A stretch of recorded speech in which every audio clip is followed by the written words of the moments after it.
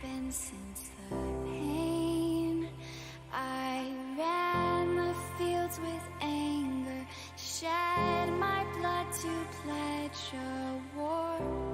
Now I walk this earth with meaning, and I awaken to a brand new hope, one that cannot be destroyed. Forget my battles, they are long gone now. I am under the spell of the angel sound, the voice that called me in another life.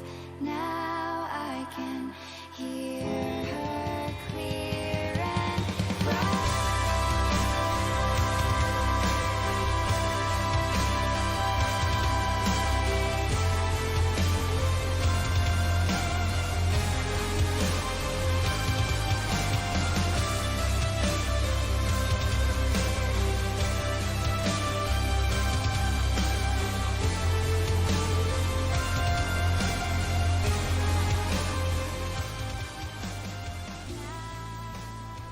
What's going on, guys? Welcome to another session of Civil War Empire.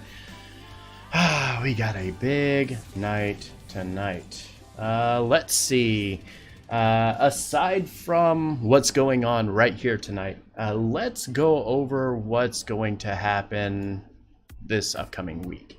We have Fate's Game Night is tomorrow night at 10:30, I believe, could be delayed, I'm not sure. D&D Replays Friday, it's going to have quite a few sessions, actually. It'll have Alliance, it'll have Fell Entropy, it'll have Tyranny of Dragons, and it'll have this session, so we'll have 4 full. It's probably going to cover most of the day. Then we have, let's see, Ascension is on Sunday, Tyranny's back on Tuesday this week. The week following, it's going to be on Monday, so keep an eye out for that on the schedule. Wednesday next week is the Return of Giants. Alliance's next game is September 1st, and Empire's next game is the 5th. So it pretty much covers everything. I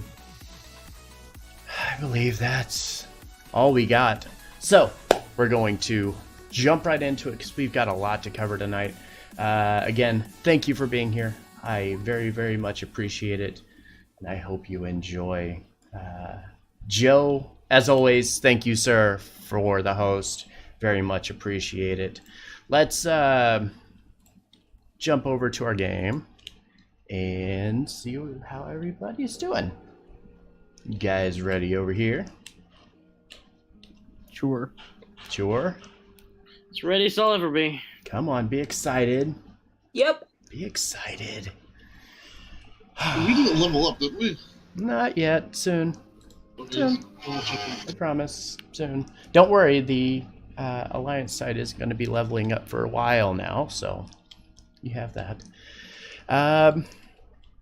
So let's recap what happened last session. Last session was our Diplomacy of the Living Isle session, the crossover between both the Empire and Alliance, and a lot of things changed when that session began.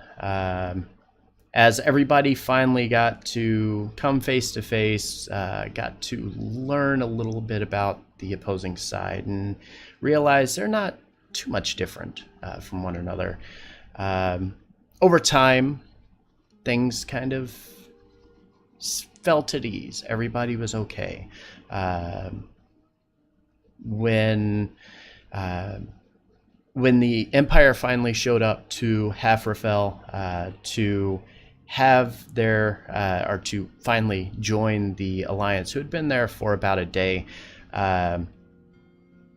when they finally got there, Kai was kind enough to kind of point Lady Gladamain in the direction of Avalana after she had just found out not long ago that her father was related to the I believe it's the brother of Lady Gladamain, kind of set her a little bit of an unrest. Tried to hide behind the others and was kind of being a little shy, and it didn't really matter. Everybody kind of took it easy and had a good time with all of it. As the day progressed, more things would happen. Sky Tarnith would introduce himself to Avalana and then would ask to speak with the rest of the party. And that was interesting as well. A little more time would pass and everybody would finally sit down and meet for an evening together for a meal. And lots of storylines would be started and some completed and some just getting to know one another and being able to talk. It was quite emotional for just about everybody. As the evening would come to a close and everybody would prepare the next day for the big armistice meeting, they show up to the temple, both sides with their militia prepared and ready to go. They sit down, the king and the alliance, and everybody sits down to have this meeting, and everything goes smoothly until Sky Tarnith's mother jabbed a dagger into the chest of Lady Gladamain, piercing through her lung and dropping her to the ground in a bit of kind of anxiousness because nobody really knew who it was that was actually stabbed or injured. After she fell, they would attempt to revive her. They would attempt to revive Lady Gladamain, but it would be for naught as Kai Tyrus, disguised as Kai Gladamain, would trap the soul of Lady Gladamain and prevent her from being resurrected. As this is going on and they're attempting to revive her, Sky Tarnith would kind of lose his temper watching as his mother was killed in front of him for assassinating Lady Gladamain.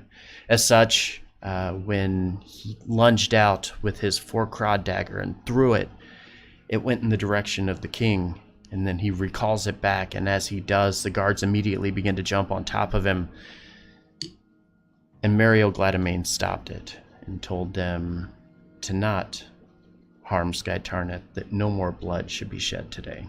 And that was how we ended our session about a month ago. That puts us to today. Everybody ready? As I'll ever be. It's so quiet.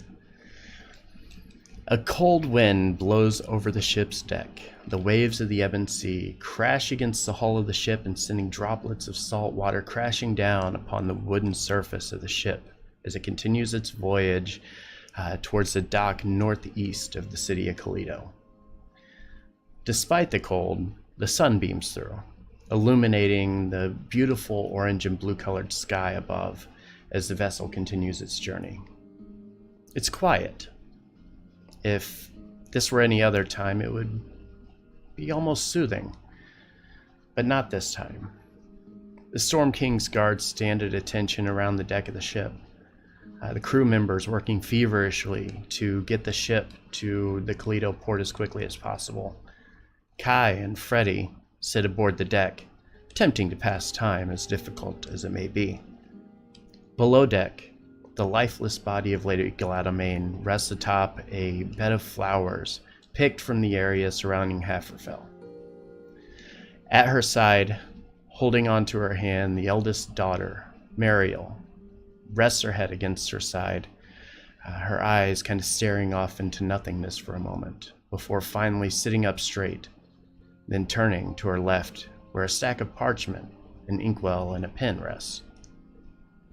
She takes the pen into her hand and dips the tip into the ink and resumes writing, as she has done since they have boarded the ship many hours before.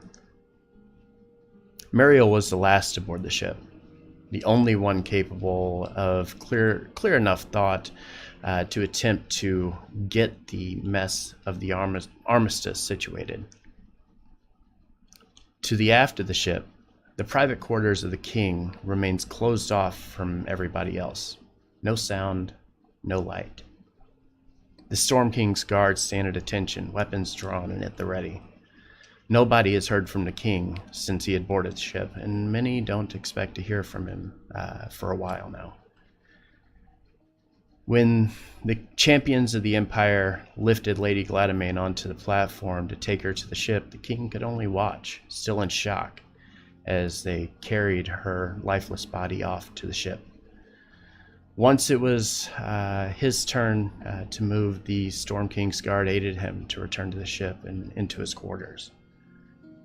On the bottom of the ship, in little but a plain-colored shirt and pants, Skytarneth Dyle, son of Lady Gladamain's advisor Ryone, sits in the brig, his arms chained behind his back, his head covered with a black cloth sack.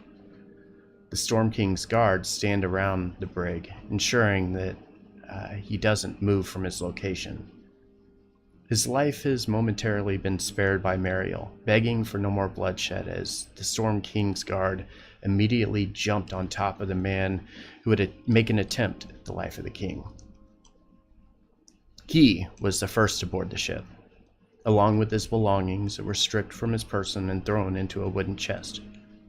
It was safer this way. They knew they could secure the would-be assassin and ensure that he couldn't harm anyone else if he was on board the ship and chained up.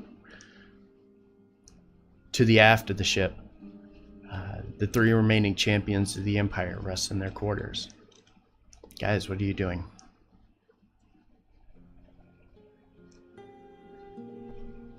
So, first I'm going to confirm that we were never told about Kai. That is correct. But he said he was going to tell us. He is going to tell you. Damn it. Well, so we've been on board for a bit? Yeah, you've been on the ship for roughly about 5 or 6 hours now. You have probably another 14 to 16 hours before you reach the docks in Kalido. Can I go speak to Skytarneth? You absolutely can. Yep. As you step out of your private quarters. I'm gonna go get Belvedere first. Okay. Because he's the thinker. He's the thinker. Cedric, are you joining them?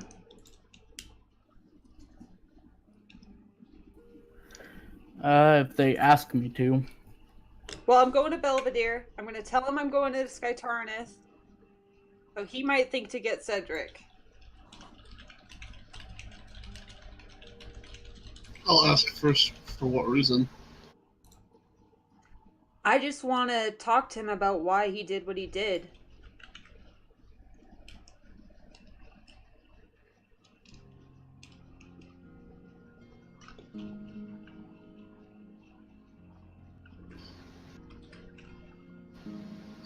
Is it kind of obvious? The man who just watched his mother get struck down. I know, but he's going to get executed. Obviously. Because we both know we know what visions that Ormash had. You told us, and the visions you had and stuff. So we know what's going to happen, and I want to do something about it. I want to help him, if I can.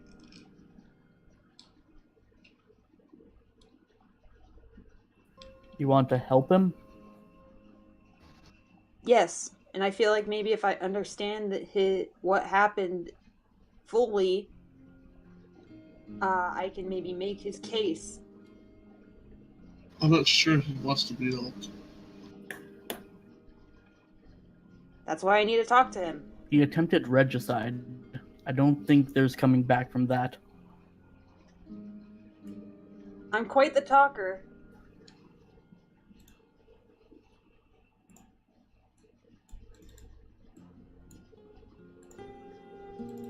Well, if we are going to start going, I suggest that we all go together.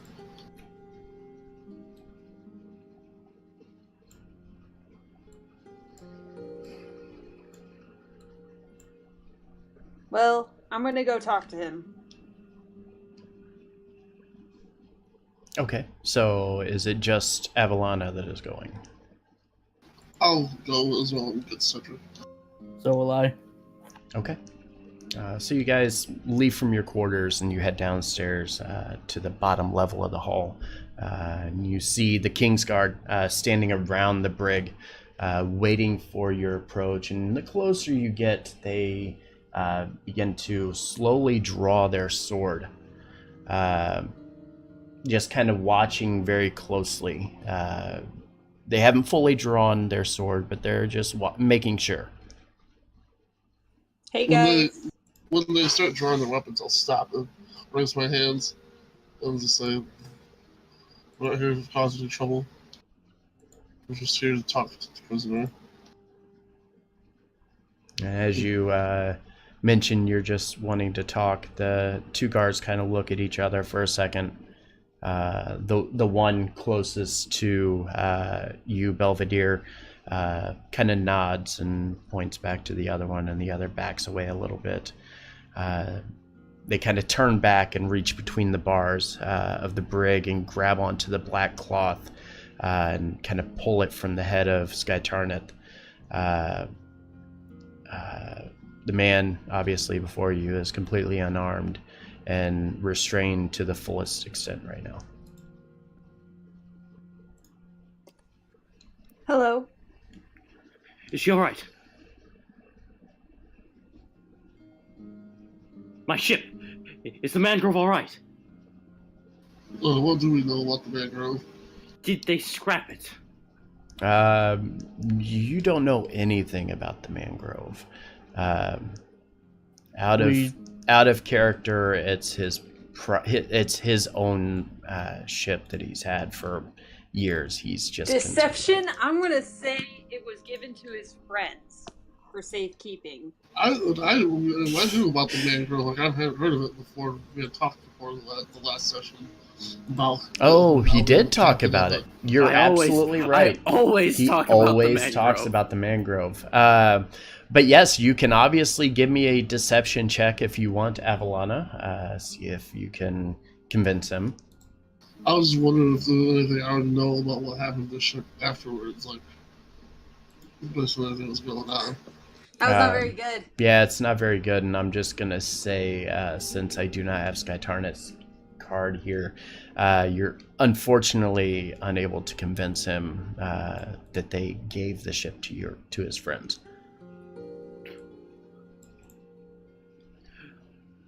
Whatever happens, I need you to make sure that they don't destroy my ship.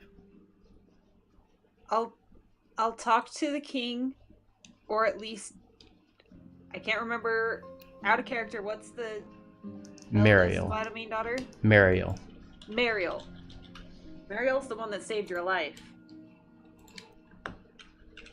Spared it for the time being, anyway. Yes, obviously for the time being. Yes. I'm sure at the worst the ship will just be appropriated into the Navy. Yes. Well, it has been quite the run. She deserves a good home.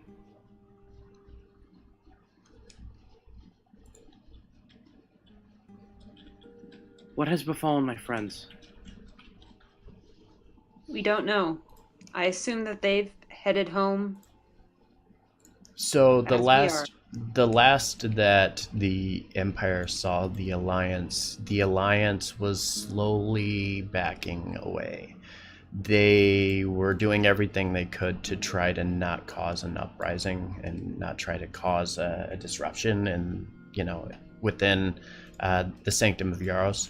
So as they were backing away, they were doing so quietly and peacefully, with Bovictus staying behind just a little bit, not really wanting to leave after seeing Lady Gladamain killed.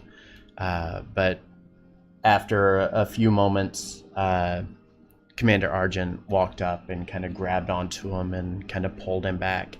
And the last they saw them, they had just left the sanctum, but they don't have any other information beyond that. I'll tell him exactly that. Well, I don't know. I don't know anything anymore.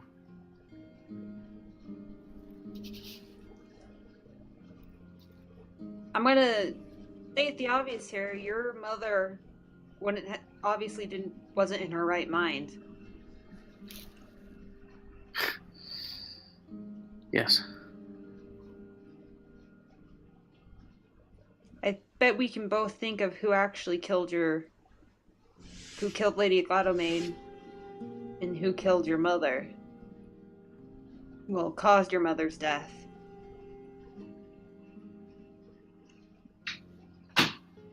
Yes. But you still tried to kill the king. There's a moment of...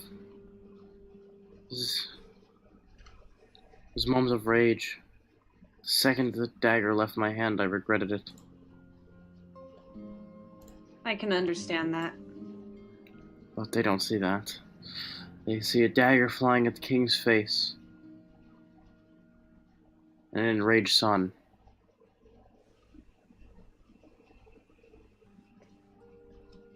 Yes, They're going to kill me, aren't they? it seems Most likely. Cedric. Yes. That seems to be the path that you're going to fall into. But I'm going to ask if there's another path for you. I'll do anything. If it means I have nothing left. I don't have my ship. I don't have the hope of finding my parents. I don't have friends or a crew or any of my personal possessions. I am nothing. I have nothing. But you still want to live? I don't want to die.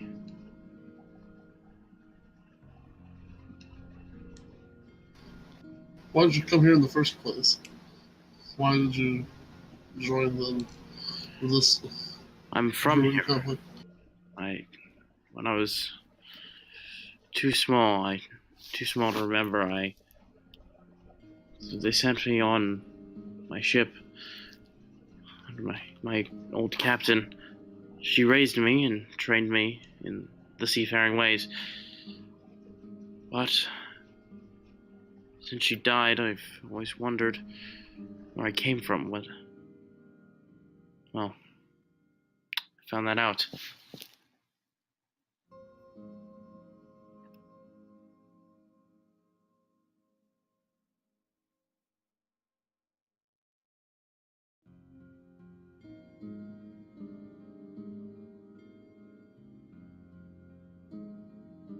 I am genuinely sorry for what has befallen you and your mother.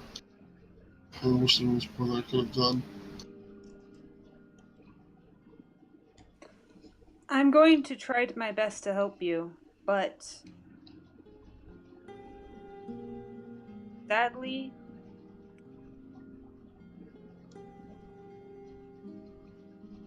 most likely nothing I can do will be able to change anything. But I'm going to try. If you could get me out of here, I would be forever in your debt. I would be at your service.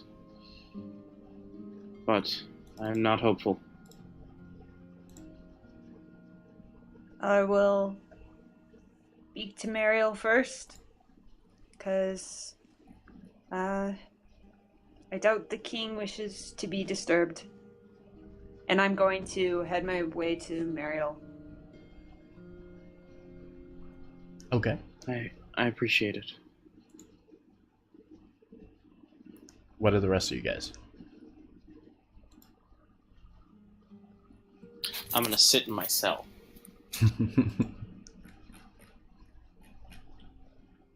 Is he bound? He is.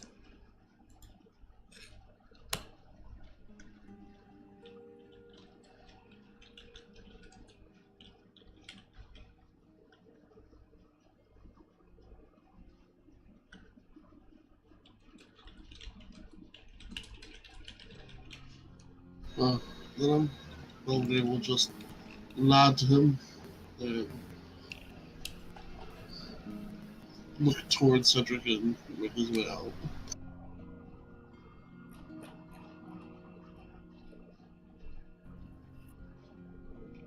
All right. I'll Cedric. head out as well and go on deck. Okay. So Belvedere and Avalana, you go up a level, make your way to go see Mariel. For those who are not familiar, I'm going to go ahead and share a picture of her, because this will kind of spark memories as to who she is, especially for those who have been here for a while. You walk up and you notice that she's still sitting at her desk, kind of writing it on her notepad. She kind of stops and kind of looks up, doesn't look in your direction, almost like a blank expression kind of falls over her face. Then eventually she turns after hearing your footsteps and looks in your direction, kind of resting the pen that she had in her hand onto her desk, and kind of gives you her full attention. And, she says, my mother feared this. She had a way of understanding how things might go in times like this, and she truly believed that she could rise above all of it and make a difference. And she kind of drops her head and looks to the floor a little bit. And then you hear her kind of softly, almost under her breath, say, perhaps she still can.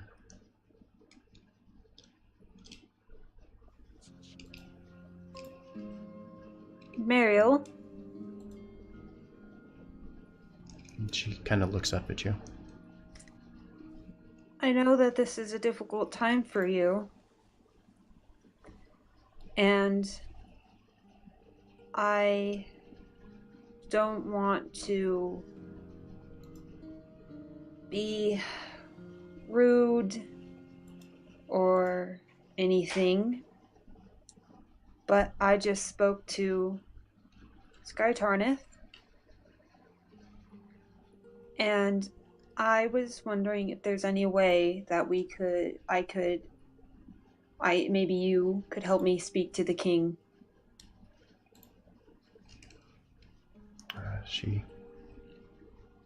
As you say that, she kind of almost looks away a little bit, kind of like just not looking you in the eye, and she stops and thinks for a second and says, I don't believe he's going to listen.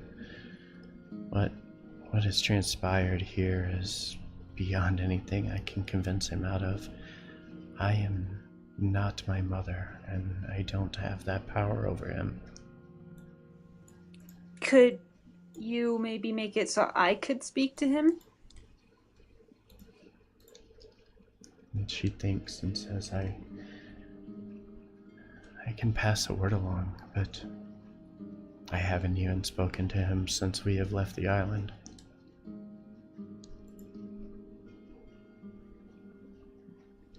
That's all I can ask is I just promised that I would try to help him. So I know there's little chance of that, but I'm doing my best. I'll leave you to mourn, and I'll start walking away. As you turn to start walking away, she kind of abruptly, almost like trying to get your attention, just kind of quickly says, there was never any indication that Ryone would act in this manner.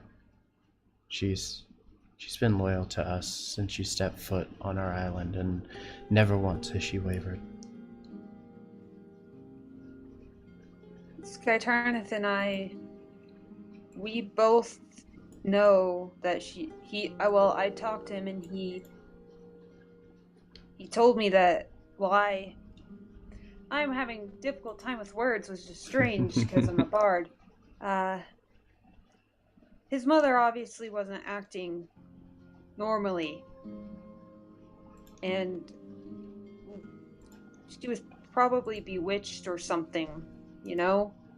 And who else would bewitch Lady Gladomane but Tyrus? She kind of stops and thinks and says, I don't know. I want to believe that. I want the realm to believe that, but her actions, it's too late now. We can't go back from that. We can't turn our back against the violence on our people and pretend that everything is okay. I wish we could do something with Skytarnith and possibly save his life, but the king wouldn't have it, and I don't believe the people of our realm will either. Well, I want to at least talk to the king. Give me a perception check. Perception? Mm-hmm. Okay, 1 second.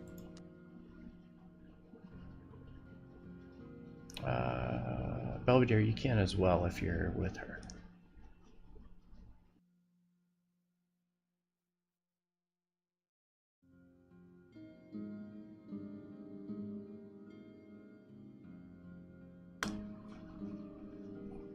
Yep, okay. You notice as she's kind of sitting here, she kind of reaches up and kind of wipes a tear away from her cheek. And you notice the markings that are on her face, that kind of cover both cheeks, begin to glow very faintly.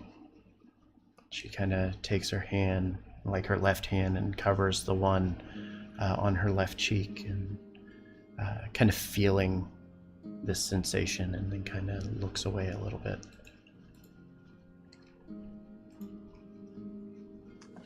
I doubt, since I have never really known any elves, but would I know what that means? No, you would have no idea what that means. Okay, awesome.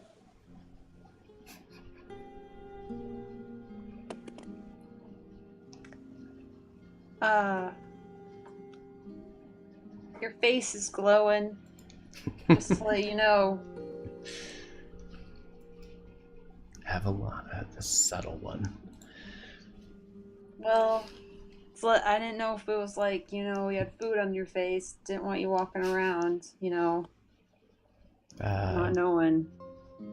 She kind of laughs a little bit. Her cheeks kind of turning a bit flush. And she says, those are the markings of my family. It's an ancient power that was passed down for generations since the first of our people, long before we came to this land. It's a connection to a time and place far different than where we stand. And in my mother's passing, those markings are growing stronger with me. Oh. Sorry about what I said. That was very disrespectful. She kind of shakes her head. No, it's nothing. It's quite all right. You don't have to worry about that.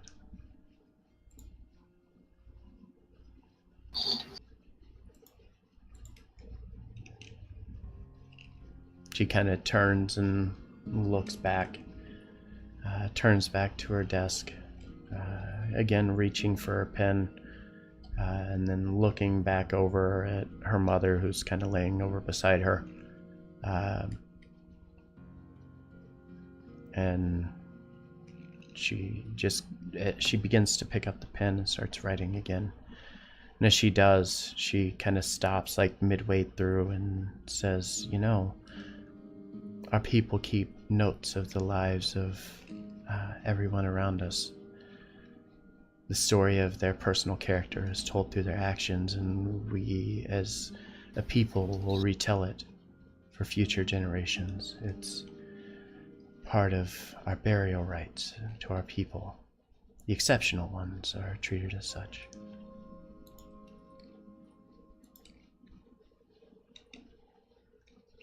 Oh.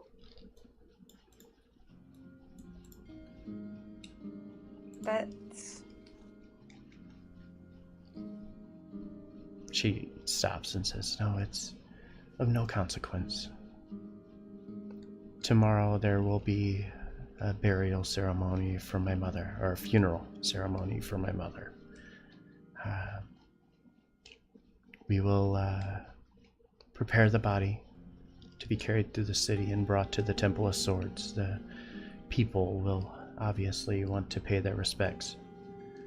Afterwards, we'll prepare the body for transport so that we can perform the proper burial rites. It'll take time. I hope that you guys will stick along for it. Especially when she says that. Nobody thinks, like, what sort of timeline are we looking at now? How much time do we have before the big date? In your head, you know that you currently have 3.5 days. It'll be 3 days by the time you reach Kalito.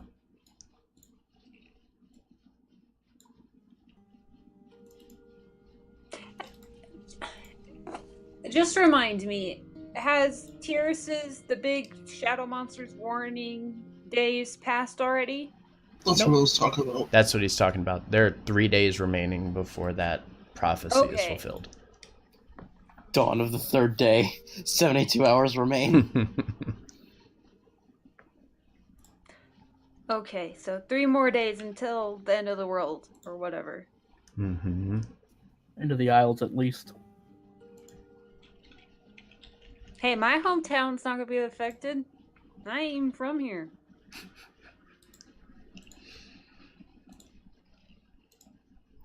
So with that, Yeah, here you are. with that, she kind of turns, and kind of refocuses on her writing, assuming, you know, obviously that you guys aren't really saying much or doing much. She kind of leaves you be and lets you do your thing and continues doing what she was doing. Yeah, I'll, like, give, like, a little bow or whatever to her and the dead body, and I'll leave.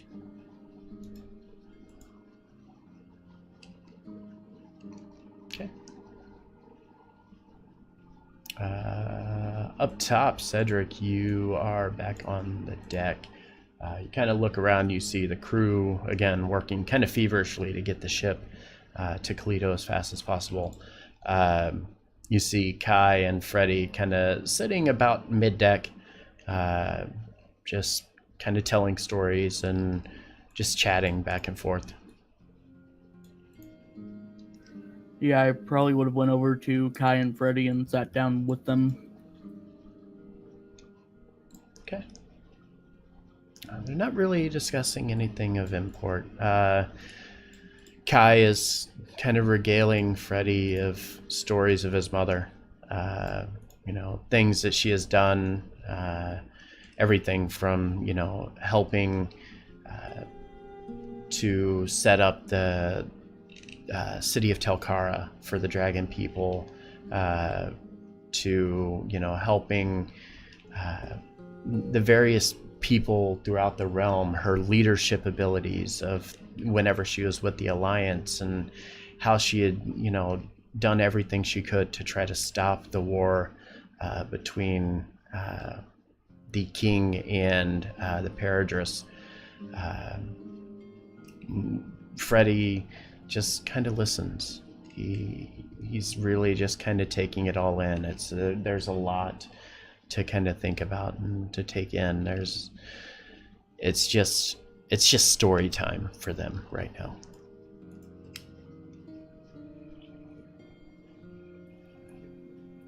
I'll listen to the stories and kind of watch Kai as he goes through them. Then when he's done, I just kind of look over to Freddy and ask him how he's doing. I'm doing okay, I think.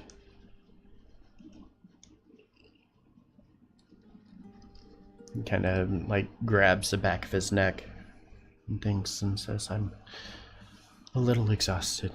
This day has been a bit more than I presumed it would be.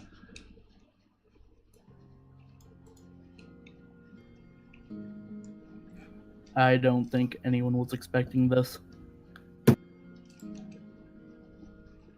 He kind of nervously just kind of like sighs. You can hear like the quiver in his voice as or the quiver in his sigh as he kind of exhales and says, "It's just all too much.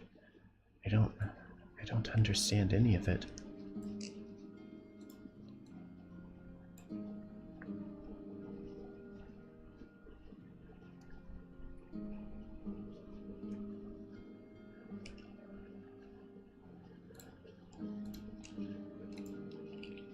Anything? Anything else? I'm waiting.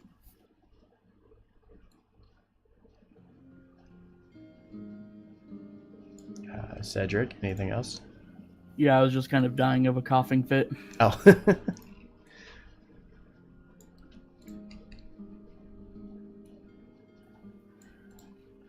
All right, so Yeah, I'll kind of pat Yeah. Freddy on his shoulder and tell him, if you need to take a break from this, you can stay in Kalita while we go out next. he kind of nods and, you know, in a very like thankful kind of gesture and says, Yes, I think that would probably be best. He can stay with Kai. Kai. Sounds like a great idea. Mm-hmm. Sure is. Okay. Avalani, you said you wanted to do something else? I'm just waiting to find out if the king will talk to me, and if he doesn't, I'm going to talk to him. Okay. I mean, you're not going to get an answer from her or him today. I can tell you that. Well, I'm gonna start asking around to the guards, being like, what's the timeline for the prisoner? Like, when's the execution? Give me a persuasion check.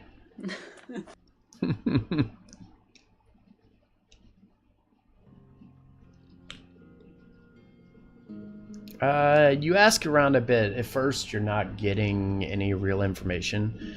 And then after like 4 or 5 people that you talk to, you finally stumble across one of the guard who's just kind of hanging out, very kind of laid back. And as you ask him, he's like, kind of looks at you and is like, "You're awful inquisitive, but it's fine. It's not a big secret. The current plan is to he will meet the headsman in on what is it today? So it'd be a day and a half. So not the next day, but the morning after." And pardon me, good sir. I don't really know Good the sir. lingo. Headsman, is that like the executioner? And he kind of nods. All right. A second question for you. Has the king still not come out of his room? Again, he nods and says, "I was keeping guard on the king for most of the trip here so far. I'm just getting a bit of a break, but I believe there are 4 or 5 men gathered around the entry. I'm pretty certain he does not want to be disturbed right now. Could I be allowed to just stand outside his door? I mean, if you're not being aggressive, you can walk up and stand anywhere you want on the ship. But the moment you act like you're going to try to force your way into his room, that might have consequences. No, I'm asking the guard. Can I just stand with the guards? He kind of shakes his head no and says, you can stand nearby, but you're not going to stand where our guards stand. But I can, like, stand near them so that if the king comes out, I can see if he's okay. And he nods and says, yes, you can stand by, and if he comes out, you are welcome to attempt to get his attention. I wouldn't suggest shouting or making very fast movements. Everybody's Of course not. Everybody's a bit on edge right now. I wouldn't advise doing something like that. I have an average intelligence. I'm not dumb. I am one of about a 10 intelligence, so I'm gonna start using it as a phrase. I'm a 1 of a 10. I at least have a negative modifier. I know what I'm doing. I don't have a negative modifier on my intelligence. Thank you very much. So I'm gonna go be near the king's quarters in case he comes out. Okay, and there are a few tables and chairs and such. It's a pretty large ship, but there's plenty of room to be able to like sit down at a table, and if you just wanted to pass time at the table and just wait, you're more than welcome to. I want to like have at least eyes on his door. Is there a way to do that? Yes, that's exactly what I'm talking about. Awesome. Mm-hmm. So I'm just gonna keep eyes on his door. Okay. Anybody else?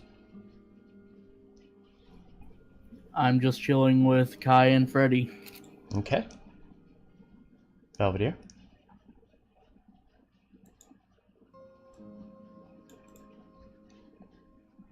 Belvedere? After Abelotta leaves, Belvedere would linger for a second to go speak to Merrill himself and just say, sorry there wasn't more that myself and the rest of us could do, but if there's anything that we can assist you with in any way coming up, just please let us know. You talking to the guard? Mariel. Oh, to Mariel. Oh, okay. As you enter in and you begin talking to her, you notice that she has stood up and was already started to walk your way towards the stairs. And she kind of looks at you and with a bit of a soft smile kind of thanks you and says, I don't think there's anything at this time, but perhaps when we dock, I don't know. We'll sort that out when we get there. Of course. We'll bow slightly and make his leave. She kind of nods her head and kind of watches as you leave. A few moments pass, and Skytarneth, you begin to hear footsteps coming down the stairs. From the shadows of the lower hall, you notice as Mariel steps forward, standing directly outside of the brig, kind of looking down at you. Obviously, you're still kind of seated, just kind of hanging out, because you can't really do much else. She kind of walks over and grabs one of the chairs from the table nearby and kind of sits it, somewhat close to the cell. And as she kind of reaches over to grab it, one of the Kingsguard kind of stop her and pick up the chair for her and bring it over and sets it down. She kind of smiles and nods at him and then kind of straightens her blue and gold dress up and then sits like directly in front of the cell, kind of like a proper pose, her hands like resting on her lap, her feet kind of crossed at her ankles. And she kind of just looks at Sky Tarnith for a minute and doesn't say anything.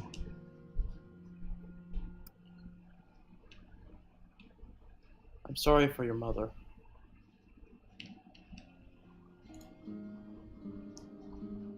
She kind of looks up. I'm sorry for yours. You have your mother's eyes.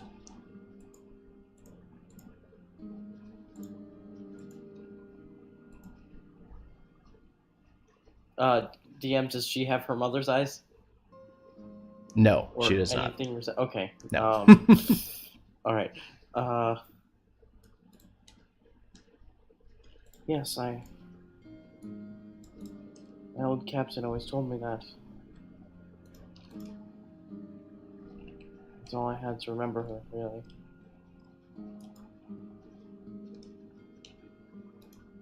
She looks and kind of looks around at the bars of the brig and says, this situation, it's unfortunate, but necessary.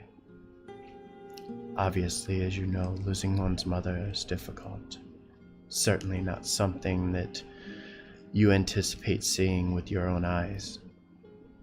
I spared your life because I understood your anger. I spared your life for moments such as those that are to come. The Storm King's guard performed their duty and did what they were supposed to.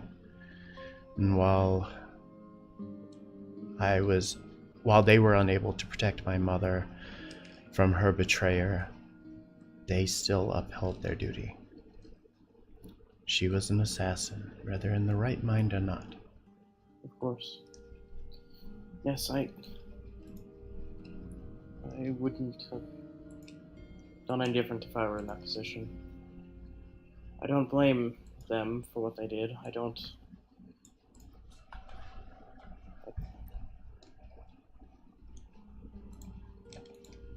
Thank you for sparing my life. She kind of nods and says, you may not meet fate on this day, but you will soon. Before your death, I wanted you to understand the gravity of your decisions. For making an attempt on the king's life is not something that is often overlooked. I wanted you to see what your mother has taken from this realm. Only then will you pass on, in front of our people, and held accountable for your choices.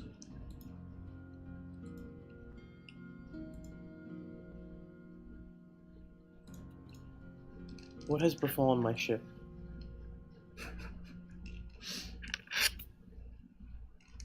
She looks at you and says, when we passed the island, the ship was dormant. Nobody was there. It was the only one left at the docks.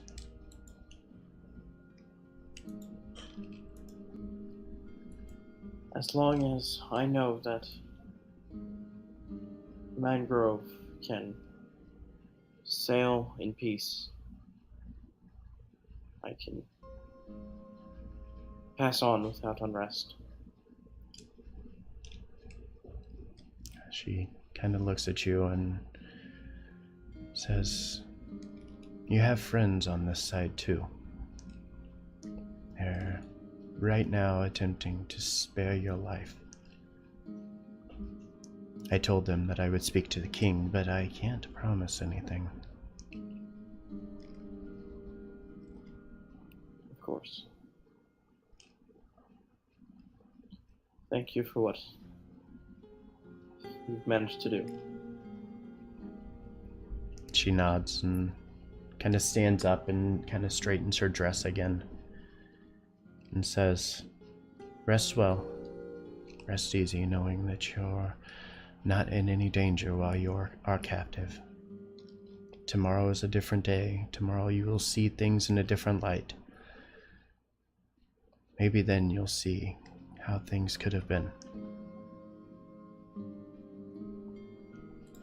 And then she slowly turns away and begins walking up the stairway back to where she was at before. A few moments pass, and Avalana, you're sitting in front of the king's quarters, and nothing. It's just completely, just eerily silent. You hear nothing from inside that chamber. As you kind of wait and watch, you're hoping he's going to step out, but you watch as the guards kind of walk in and just making their rounds. You'll see a guard that will walk to the door, open it, and step out, and then a new guard will go in and replace him. And when the old guard comes out, he just starts, as he starts walking away, he mentions just how the king is just almost not even there. Like mentally, he's still in shock. He's not recovered in any way from everything that's happened. I am resisting the urge to play my mandolin so hard. And instead, with my free time, I'm going to pray a little. Be like, hey, this is all super messed up, but when I last talked, it was a long time ago, but last time I talked to Izator, I think he said it was okay for me to go back to your temple. I was just wondering if that's true. So if you let me know, and I'm gonna just meditate on whether or not I should go, like, play a song for the king and make him feel better. So maybe if you could let me know if that's a good idea or not, because I'm not very good at thinking, as the passes seem to prove. And also, like, maybe what's up with you? And yeah, that's my prayer. Give me an insight check.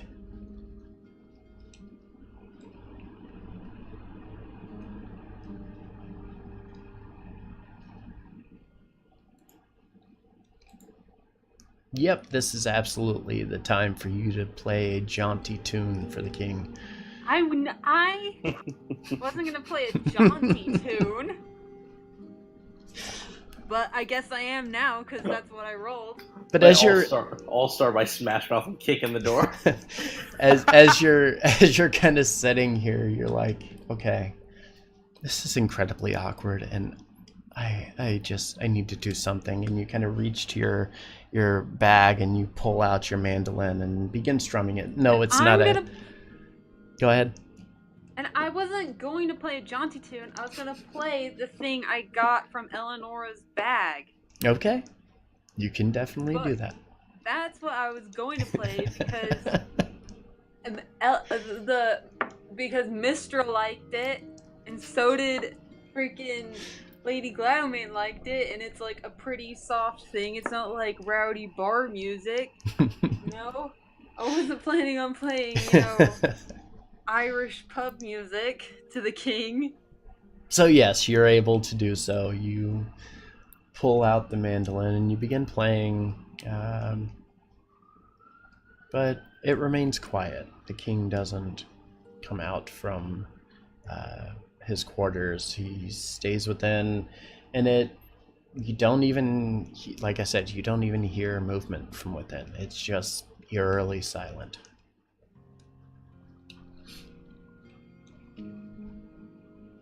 Not even a performance check to see if it makes him feel better? Nope. Not today. Alright. So the rest of the day passes. The king doesn't come out. The ship continues and eventually arrives just out to sea, north of the coastal village that leads into the city of Kalido. I have one thing I wanted to do. What's that? Was at some point Bowser would go and get Freddy and have him help me prepare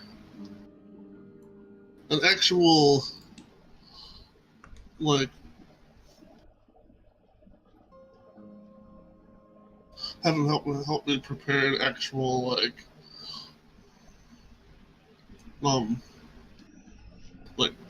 proper rite, a proper sort of like ceremony or like set up for praying, and then we'll go and eventually get Evelana. Okay. Yeah, absolutely. You can set everything up and then go and see if Avalon wants to join you. And if that's what you do, you make your way over towards the king's quarters, where you find her just kind of softly strumming her mandolin as she sits about like 10 or 15 feet away from the door of the king's quarters.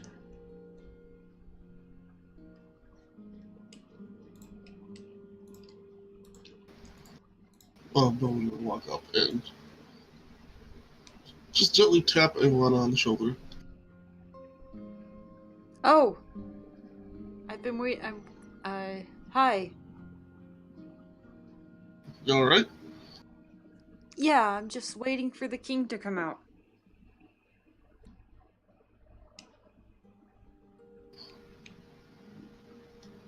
Doesn't look like anything's changed since the last time Belvedere probably would have seen the situation down here.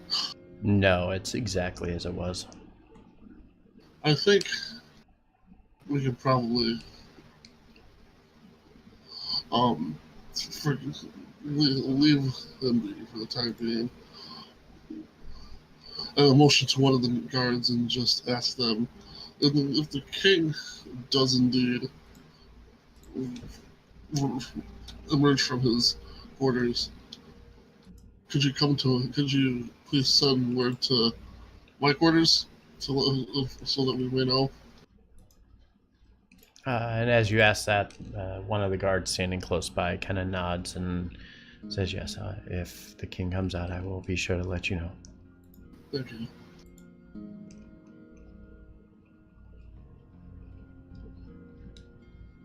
And then I'll hold my hand out for Evelana. I don't know if she's sitting or not. Yeah, I was sitting. I'll hold my hand out to help you stand up. Okay, I stand up and I put my mandolin away.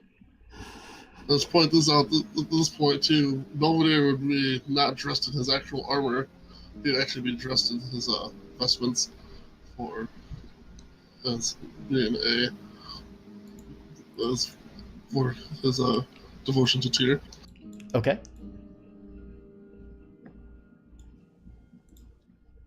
And then leave her back. And while going back, we'll just say that, well, since we never got the chance to take care of this before, I don't think once we make landfall that we're going to have another chance again. That I wanted to. I told that fire giant just so we could get things in a peaceful manner, Belvedere. Belvedere just sighs. No, I'm happy that you're finally going to teach me how to pray properly.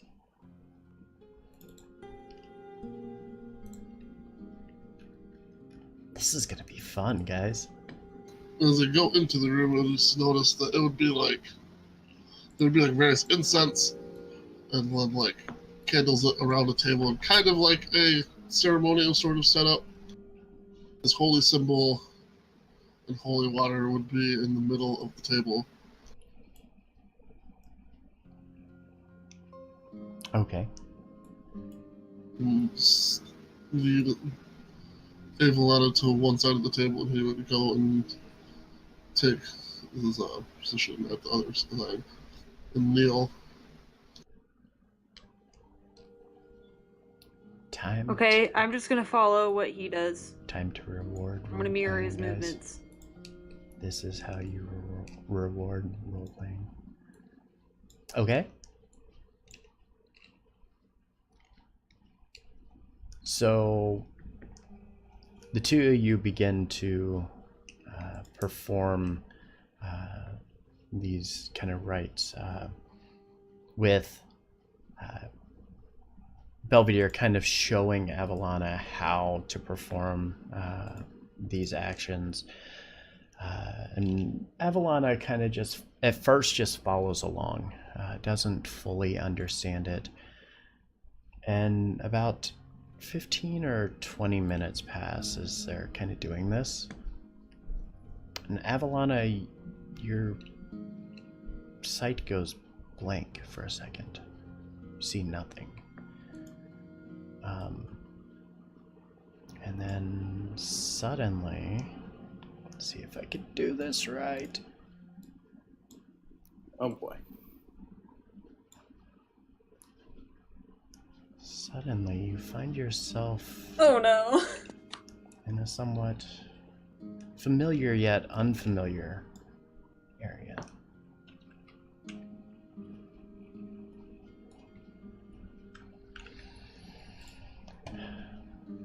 Where you stand, you're hesitant to move forward.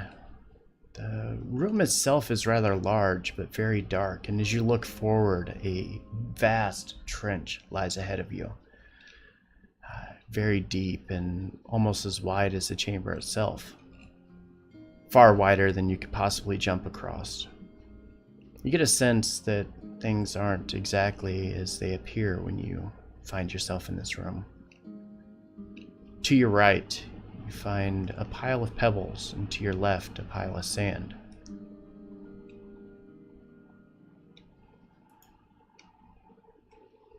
And that's it? Just the pebbles and sand? No, you see something at the far end of the room through a doorway. The kind of... I can't move? You should be able to move. Whoa, at the beginning you said... You can, but... Move. You can move, but there's nothingness in front of you. Can I move side to side, though? You absolutely can. Okay.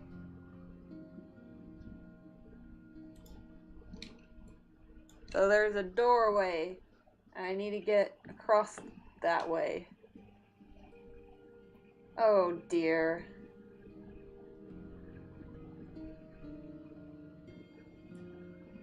I know where I am, but... So, how do I do this?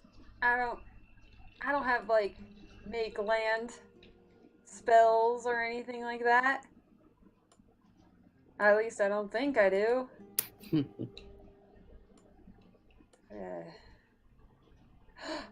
Oh! Do I have my mandolin? You do. I pull up my mandolin, and I'm gonna cast Fly on myself. All right. And what is your movement speed on fly? I will just cast it, and we'll see.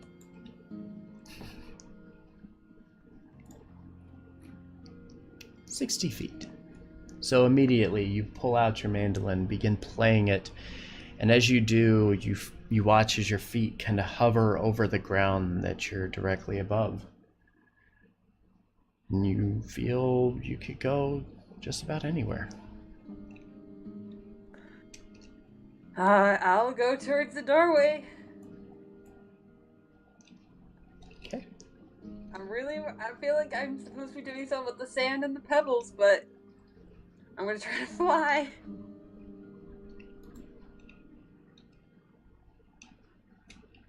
Okay. Do I immediately, like, fall? You're flying.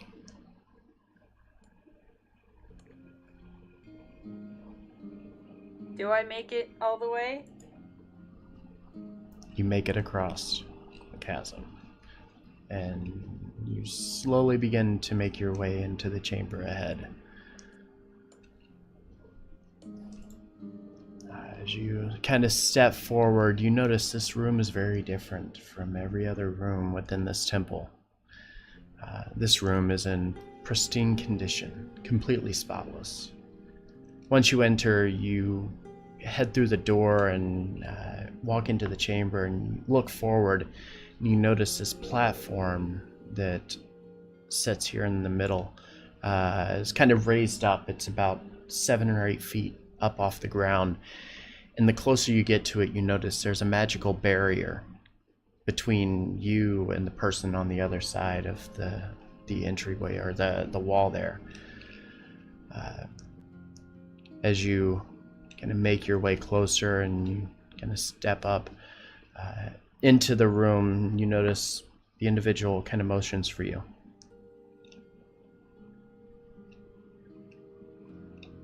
Okay, so I'll walk to the barrier.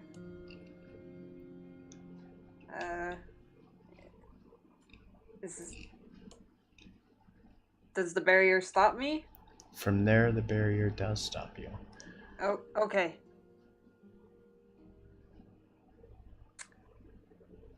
I think maybe I was supposed to have some sand or pebbles maybe for that. Maybe that's why I needed those. But I have a fancy dandy new spell I can use. Could I dimension door Oh my god. to Mistra? Through the barrier? Give me an investigation check instead. As you're kind of looking around this chamber, you're trying to figure out a way to get through. And you're kind of looking around, and based on your roll... Investigation? Yes, please. Would Bill be aware of any of this going on, or would everyone have any reactions outside of, like, her experience? You only notice that she is completely zoned out. Like, even talking to her is doing nothing right now. Avalana, as you're sitting here, you're kind of looking around trying to figure it out, and you're just like, you're thinking, and you're like, maybe I could bypass it, and then you stop and you're like, no, I can't do that. And then you kind of like, you sit there for a second, and you just kind of reach out and you just touch this barrier, and as soon as you do, you notice all of the barrier that surrounds this individual just kind of shatters into like magic and then fades out into nothingness. Oh. I want to take a step forward then. The woman kind of reaches forward, reaching for your hand, and slowly begins to just kind of sit down on the platform here. I'll join her. And she kind of looks up at you and says, "You've done well to make it here, young Avalana." I've been trying very, very hard. You've taught me a lot. I'm glad to see that my lessons haven't fallen on deaf ears. I do see... They haven't. I do see you have many questions, though. I have so many questions. Who's Tyrus? Do you know? She kind of shakes her head and says, "I know not of a Tyrus. I only know of why I'm here. I am here because I needed a guardian to help me to protect this realm. Ezator proclaimed that one day guardians are going to need our aid, and it would be advisable for us to do so. Thus I am here, offering you my wisdom and my assistance."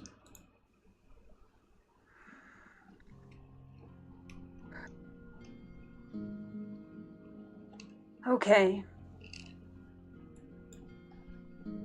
Are you aware of what happened?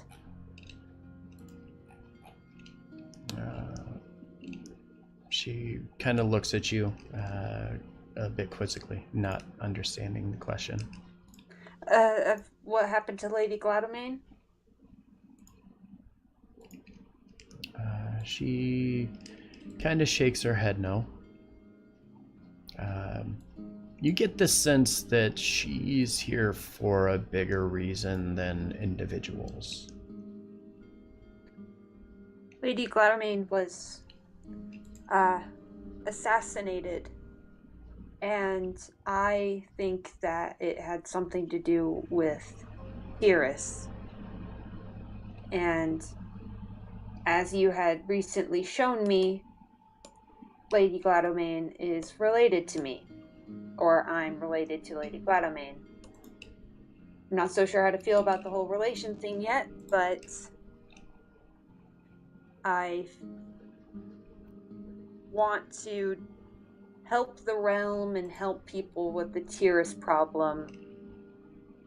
So I was hoping that maybe you had something to offer on that front. She kind of reaches out, holding onto your hand, and says, "You are destined for far greater things, young bard. Tales of your valor will tell themselves." A phrase that I am certain that you have heard before.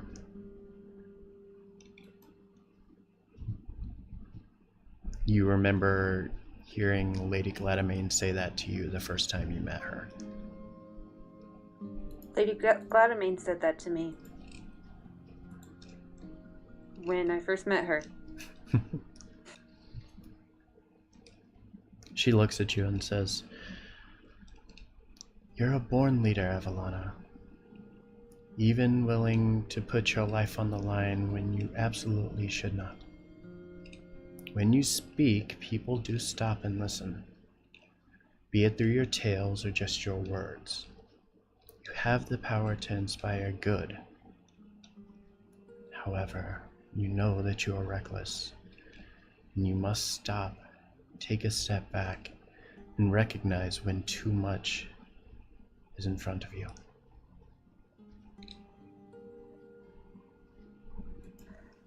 I just have so many people I want to help. She kind of nods and says, "Ezator once believed that I could help him maintain the balance in this realm, even if he or others could not. That's why you are here. That is why you come seeking the shard of twilight. Before leaving this plane, Ezator traveled to Elysium and spoke with me over these matters. It was there that I accepted Ezator into my temple. For 30 years, Ezator would try to convince me that I needed to protect these shards, and for 30 years I would deny him." After a few moments, you see a ghostly image begin to kind of build behind her. It's the image of an older man, someone that you've seen before, that you remember seeing when you were in the Fire King's temple. Very kind of ornate clothes and a stone face, his mouth never moving when he talks. He kind of reaches down and places his hand on the woman's shoulder and says, "It wasn't even that she believed me to cause harm to the material plane. It was that there was a disconnect from the weave that she feared the most. A power so strong that one could not be tracked. Balance could be thrown into upheaval unlike anything before. But I stayed the course, ultimately believing that having the goddess choose who her guardians were going to be was the path and the right direction for me to follow." And then the woman in front of you kind of looks at you and says, "And now your time has come, young Evelana. I wish to bestow upon you this shard of twilight. You will feel the power of enchantment overcome your body, and you will begin to see things in a different light. Use this as a token. Use it as a guiding light to help bring balance to the realm once again." As she says this, both the ghost and her begin to slowly fade away, and directly where she was at, this black shard kind of lays on the ground there.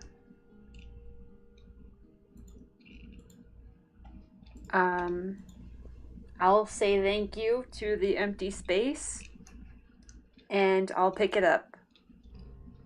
And as you do, just as you have seen your friends when you pick it up, you get this surge within you, this burst of pain and agony kind of fills you, and you feel your magical essence kind of ripped from the weave, and then calmness. You kind of open your eyes, and next thing you know, you're no longer in this chamber, but you're sitting rather, right next to Belvedere. You open your eyes, and within your hand, the shard still remains. Hey, what, are you alright? I was at the temple.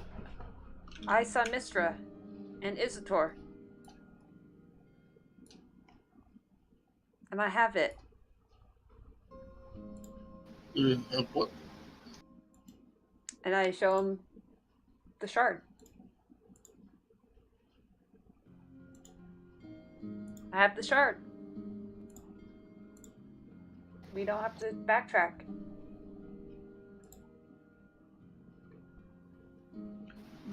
Culver just nods. It's like, well done then.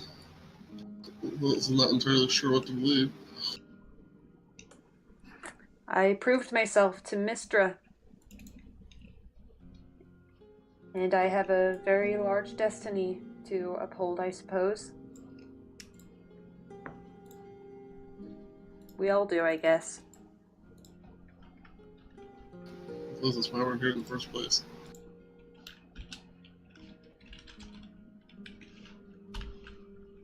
Also, that magical item I kept hidden from you guys, I was keeping it hidden for Vormash, but seeing as he ran away, you can have it if you want it. It's just a ring of mind shielding.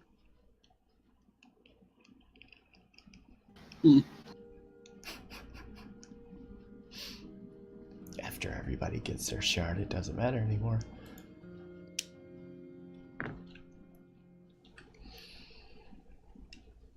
Belvedere just laughs. Well, I mean, I'm more curious as to what it was than anything. That's where we can make some use of it. Hey there, Ale. How's it going? Yes, very large destiny indeed. Okay. So let's go back to where we were going. When do I get my shard? In just a second. Okay. I'll probably actually take care of that after, because there's not going to be any combat here, so. I want to see it! The ship begins to arrive out to sea, just north of the coastal village leading into the city of Toledo. As the boats begin to drop their anchor, they deploy the smaller rowboats to begin to ferry people across to the village shores. The party, along with Mariel, Kai, and Freddy, kind of group together. The king a bit hesitant to come out at first, but as everybody begins to load onto the ship, he finally begins to arrive.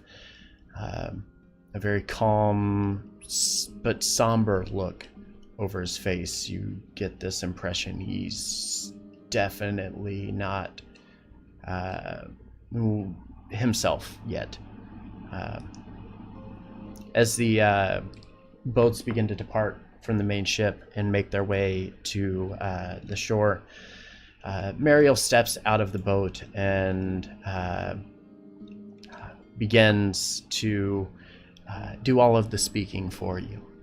She turns to the longshore captain and kind of explains the situation, stating that the body of Lady Gladamain remains requires safe passage to the city, along with a prisoner, which must go unharmed to the city itself. And with a bit of a somber look, the captain kind of turns and looks over to the remaining longshoremen and immediately ushers them over to the ship, offering instructions for proper handling for the situation. You begin traveling southwest, making your way towards the city. For everybody who's making this their first trip to Toledo, the map is kind of upside down. Look for your directions in the bottom left corner of the map.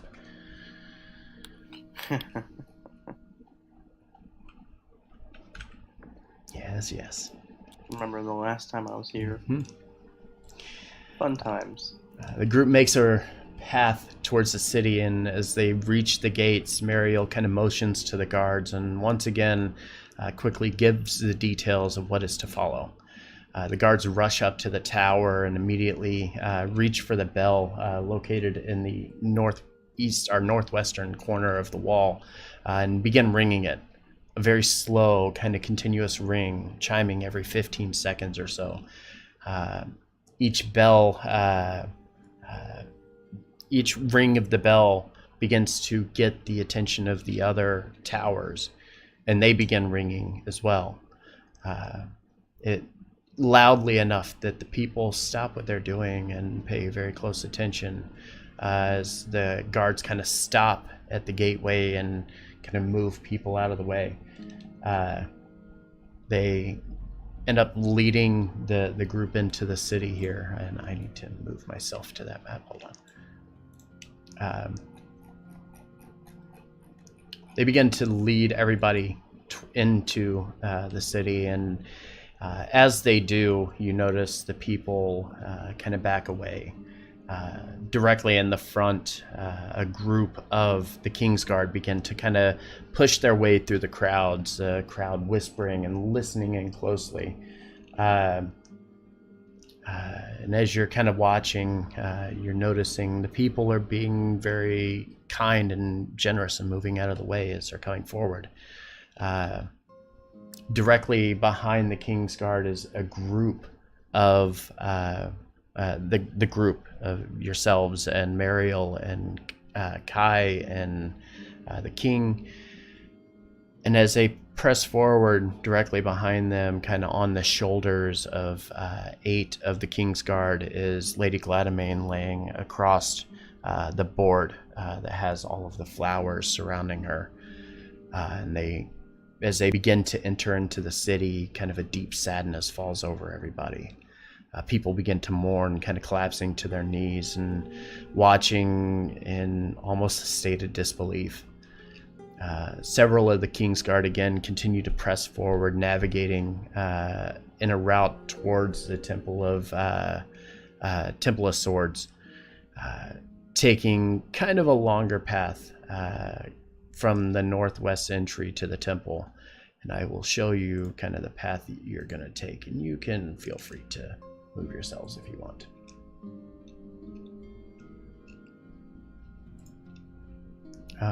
Let's see.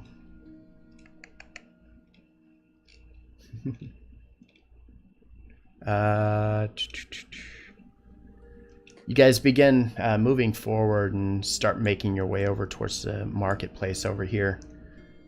Oh, and yes, I forgot to mention that too. Behind Lady Gladamain is Skytarnith, who is also surrounded by several of the King's Guards, but still kind of locked up. He's kind of in his shackles and kind of following behind. People are going to assume you killed Lady Gladamain. I'm already famous in this city. So yeah, you begin making your way around, kind of following the path. As you start to make your way towards the market, people begin to gather at the sides, but there's barely enough room to make your way through. You kind of pass through, the people are like crowded and like their backs against the wall as you're kind of making your way past them. But everybody watches very quietly, very solemnly, understanding the kind of gravity of the situation, very sad, very kind of distraught with the loss of their leader. As you begin to make your way towards Middle Toledo, you begin to pass by the first forge en route to the west. Initially believing that he was headed straight to the prison, Skytarneth kind of turns and looks to the south, knowing where the prison is. But the Kingsguard kind of push him forward, continuing to follow the party instead. Begin to make your way again, proceeding down the ramp and back down into Lower Toledo once again. And as you kind of reach this corner here, and you turn and make your way towards the temple, a woman from the crowd kind of peeks over and then frantically begins to give chase, attempting to kind of catch up with the group as they pass by. Shouting as she kind of rushes behind, she's unable to actually fight through the crowd fast enough as the Kingsguard makes their way to the temple and everybody begins to make their way inside. Do I notice? No, you're kind of to the front and this is happening well behind you. Oh. Yeah. Do I notice? You might hear things. I hear a few things. Demon Lord, thank you for the follow. Focus on my chains. Very much so. Is there no music playing for this funeral march? Yeah, there's no music. It's very somber. Everybody's just watching. Am I near Mariel? Yes, you are. I'm gonna just whisper to Mariel and maybe Kai if he's near, if their mom had like a favorite song that wasn't too happy, and if they want me to play it. They don't think of anything off the top of their head, but you know, they kind of look at you and Mariel kind of nods and says, "Well, why don't you play something that you believe she would have enjoyed?" Oh no. Stairway to Heaven by Led Zeppelin. I'm gonna ask Kai. Hey Kai, what is your mom's favorite song?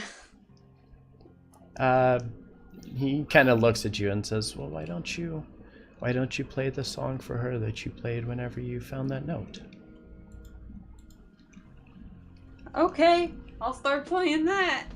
So I pull up my mandolin and I start strumming those 4 notes over and over again, I guess. As the everybody arrives to the chambers, the doors begin to shut. But then a dark-haired woman kind of pushes her way forward. And at first, the militia try to stop her, but then they look and they recognize her, and they then kind of release and kind of hold the door open long enough for her to enter. And at this point, Salty, would you like to describe to the party your new character that you have for joining our game here? Yeah, she's fashionably dressed in elegant gray robes, trimmed with silvery runes. 2 gold necklaces hang from her neck, framed by cascading black hair that is extremely well kept. The metallic adornments almost match the color of her questioning eyes, though as the surreal scene unfolds, and with the realization of it all, her tan cheeks become dewy from fallen tears, unhinged at the sight of Lady Gladamain dead. She kind of stands there in shock, not exactly comprehending everything that's happened, but it's there in her face.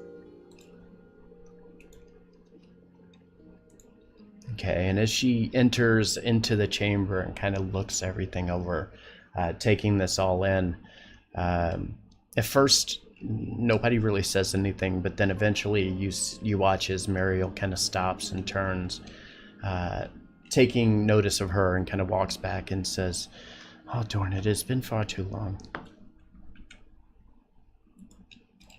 She moves towards her and agrees, nodding her head slightly and trying to hold back more tears.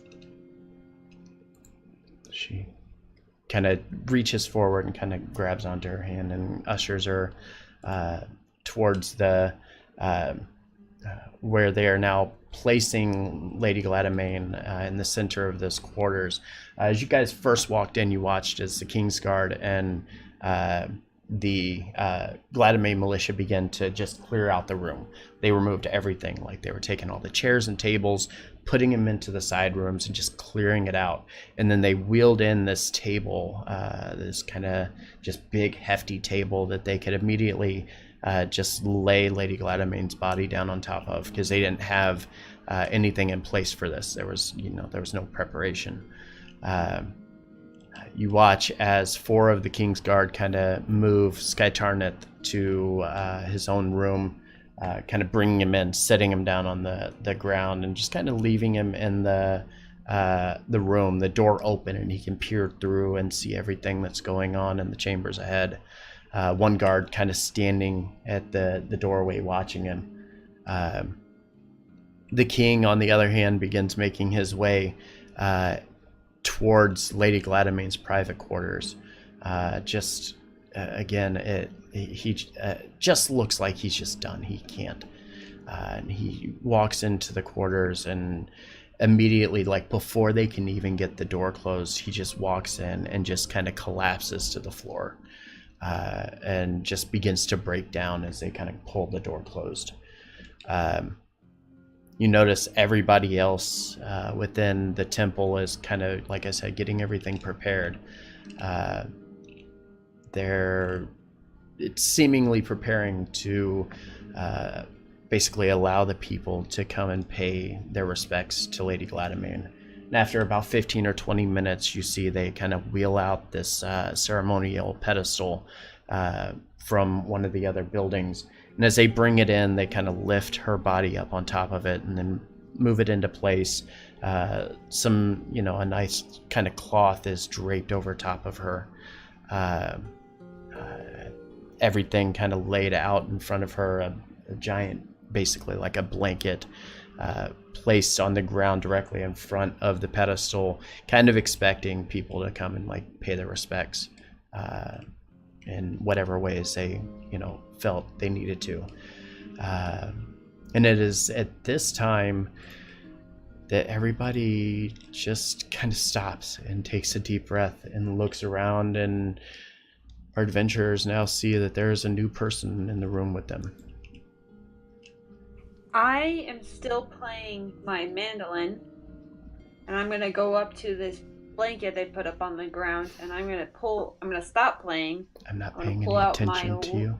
My instrument I had before I found my mandolin, and I've had it forever, and I'm gonna put that on the blanket as my offering to her. All right. And then I'll return to the group.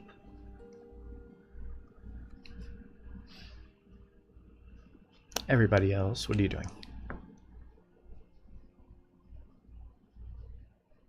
Sitting down. Watching.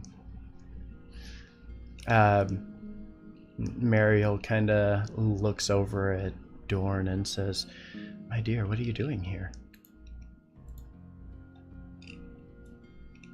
I've come here on business, but I didn't realize that.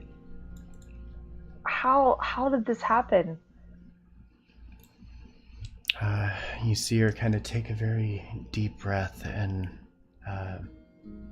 as she does, she kind of looks up at you and says, "It was an assassination." She kind of stops and thinks, trying to remember the last time that she saw you, and then she says, "I believe you met her. Did you? Have you seen Ryone Daile? She was the advisor to my mother."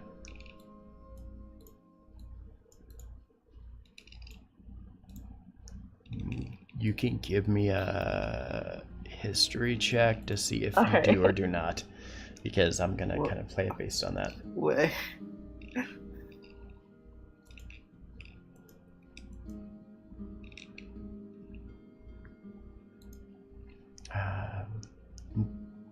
Kind of think about it for a minute, and then almost kind of shamefully, you just kind of shake your head no. No, I don't recall her. She kind of smiles like a very, very small smile and says, no, it's okay. She was always here in passing. When things were going on, she was the one that my mother would go to attempt to smooth things over with the Alliance. She knew the Alliance better than any of us, so it was best that we worked with her as much as we could. Unfortunately, many of us believe that someone was able to invade her mind and get her to turn on my mother.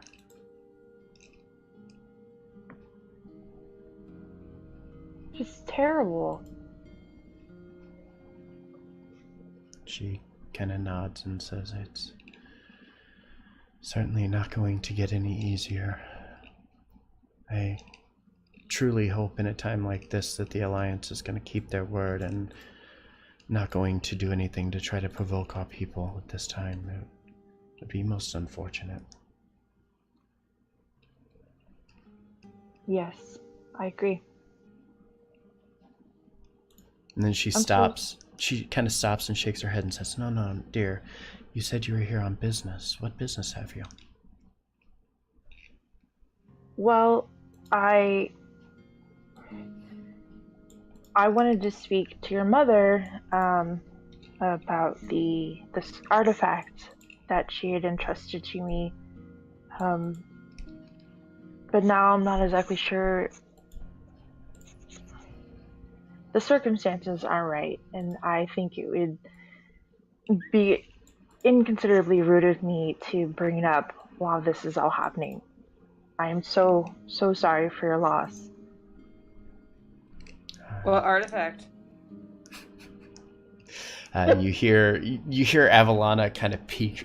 It's like you hear her voice like echo through the chamber, and then you look over and she kind of like is peeking around the corner, like Belvedere standing directly in front of her, and you can kind of like see her head poking out at the side of Belvedere. It's like, oh, what is this?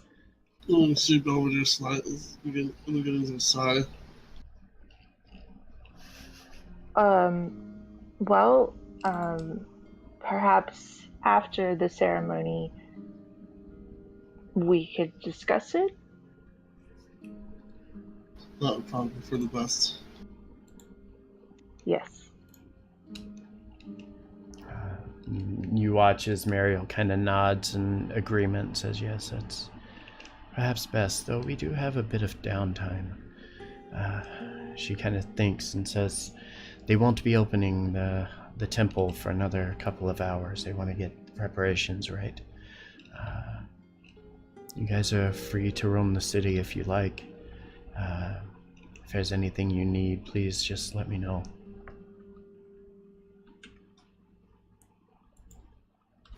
Belvedere's West is going to ask Mariel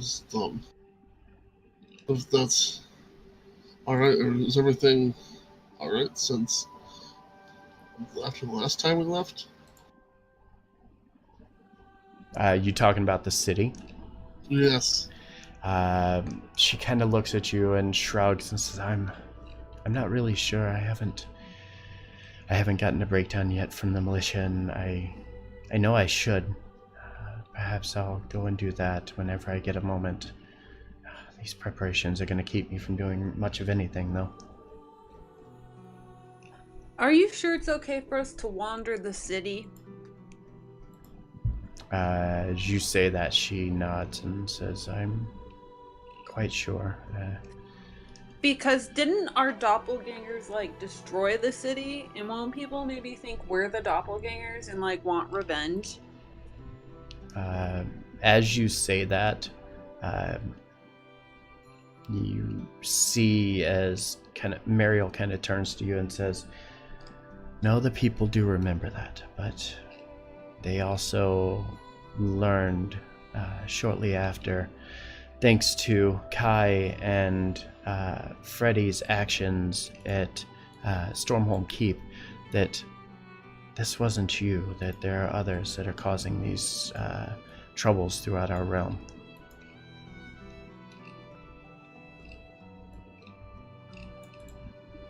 perhaps it would be best to, just in case, if it's not indisposed of Kai travel with us.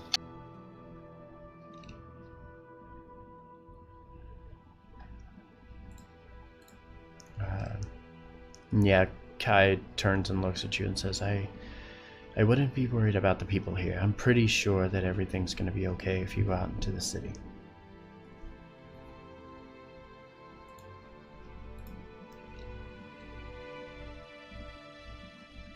Probably all that. You know, Belvedere, Cedric, speaking of the doppelgangers, I really think we're gonna have to deal with them someday. I know, Cedric, they're not really a thing for you, Maybe. but Just maybe. I don't like another me wandering the world. And I know we have like 3 days or whatever, but maybe we should like make up a plan for after the 3 days to deal with them. I do it. We might hopefully run into them before that. Burn the witch.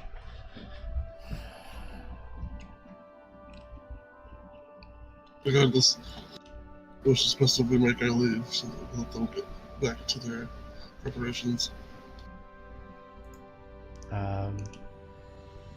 So yeah, you guys can wander the city for a while, do what you would like, explore a bit, make your way to the market or whatever. If there's something specific you're wanting to do, let me know.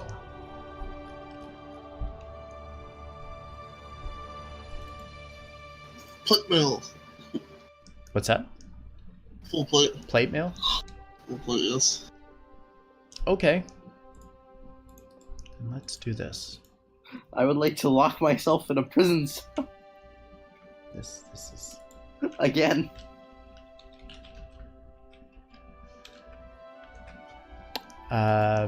You're not in a prison cell. And they're I not know, taking you to one either. I know, I'm joking. I was referencing last time. Yes, I know. The others, Dorn, are you wanting to join the others as they leave, or are you wanting to stay behind? I was gonna say I wanted to talk to the new chick. Okay. Before she'll go with them, but before she leaves, she actually turns and asks if Muriel needs, if there's anything that she needs or would like taken care of. She looks at you and says, Can you get a status report from the guard towers? I would appreciate knowing everything has been safe and calm here. Absolutely. Anything to, lessen this burden on you. And she kind of gracefully nods and immediately begins to turn and get preparations ready for the temple.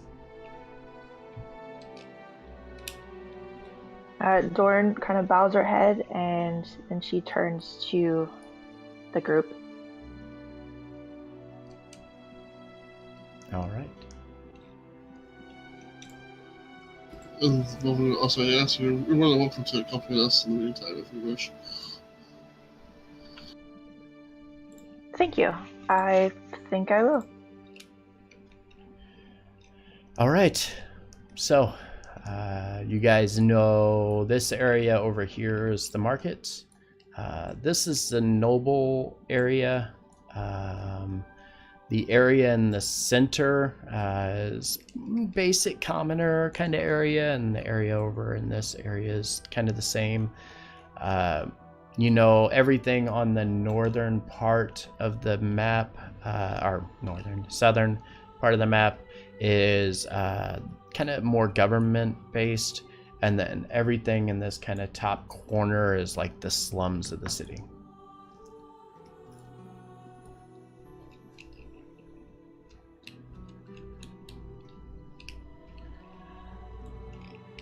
So what you doing?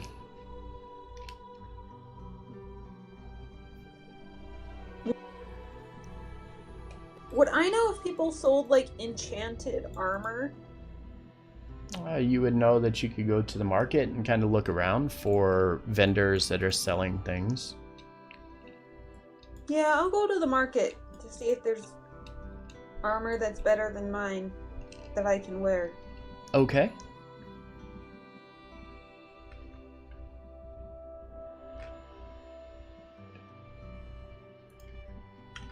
The others following?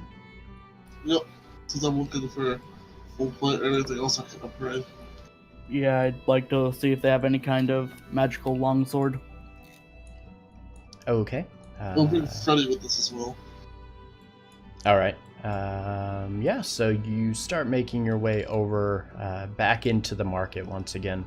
As you're kind of wandering around here, you're noticing some random shops. There's some armor smiths, but their armor is kind of, it's okay. It's not fantastic. Well, I can only wear leather, so Yep. that's what I'm looking for, is leather only. Okay. You do pass by as you're kind of wandering through the market. You find yourself standing in front of a somewhat small tent. It looks barely held together, like a few ropes and stakes and poles and a couple of boards to make a countertop. The contents are mostly older, some rusted items here and there.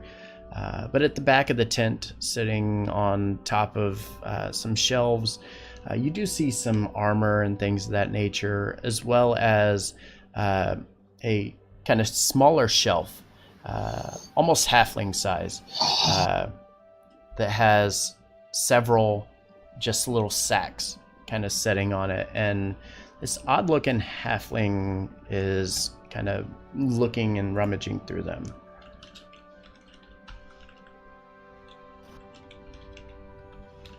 Ahem.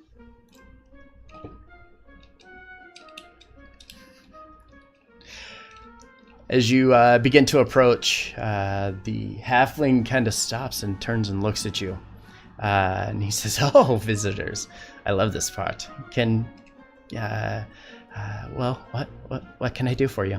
I have discount on armor, just like this one." And he kind of turns around and reaches, and as he grabs to pull this armor up from behind the counter, it begins to fall apart in his hands, and it like crumples to the ground. And as he does, he kind of nervously chuckles and then kind of just drops the rest of it. And he says, perhaps that's not the one that I wanted to show to you.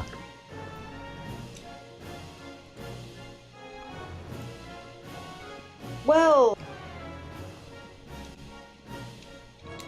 what's your name, sir? He kind of looks. Evelina.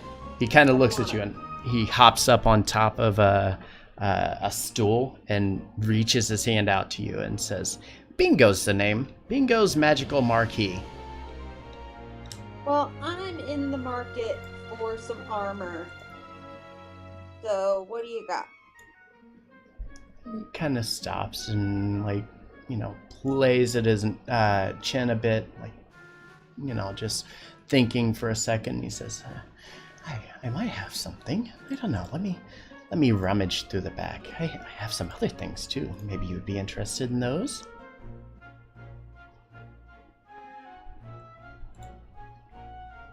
And as he goes to the back, let's see what he finds.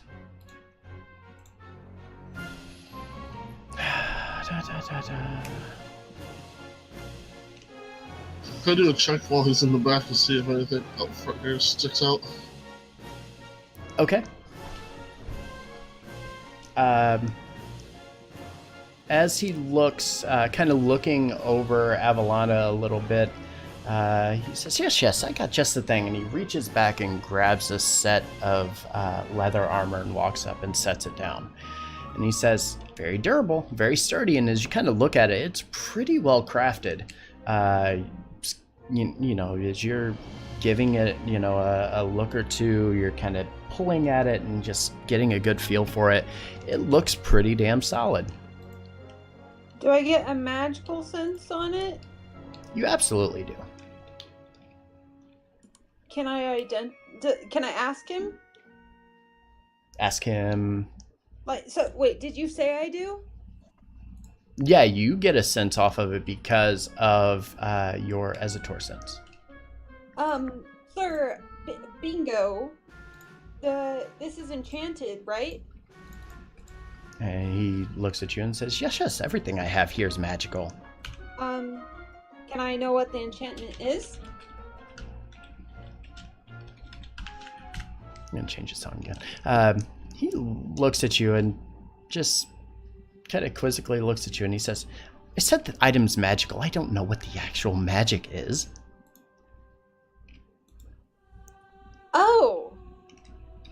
In that case, I'm gonna identify it. And that's a ritual spell, so it'll take me like 10 minutes, I think. Okay. While you're doing that, what are the others doing?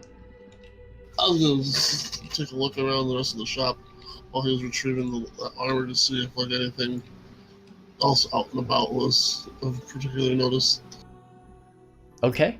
And you said you're looking for plate mail?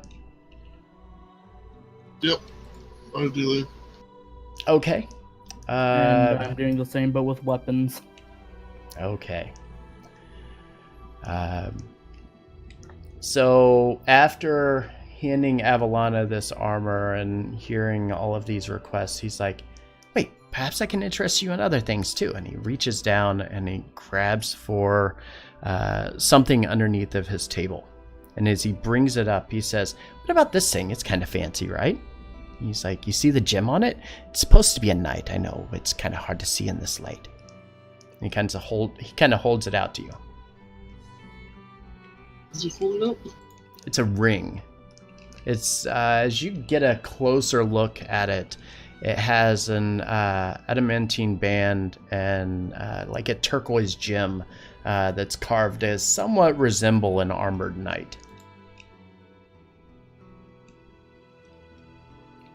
And the Azator senses picking up something magical. This entire tent glows. Everything is magical in here.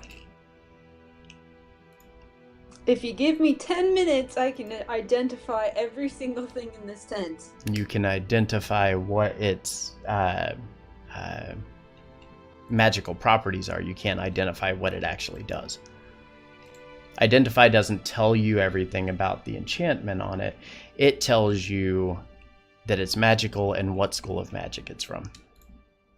I can identify some of what it is.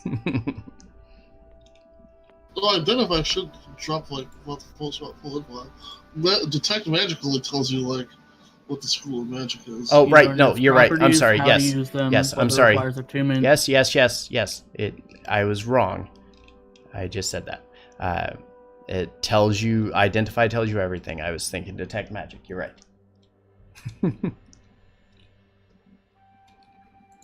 But he's going to get annoyed with you if you're going to continue to do this to all of his items. Don't you have identify prepared? It's a ritual spell. You can use it as a normal spell. You can do any ritual spell like that, and then have it cast it in normal time. Yep, you can. Oh, well after I do this, the one I'm doing is a 10-minute spell, I'll do the rest as normal.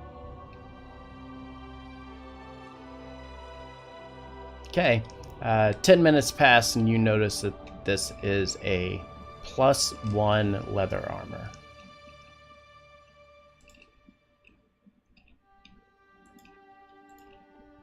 What else do you guys want to know about? And I'll just mark out down my slots.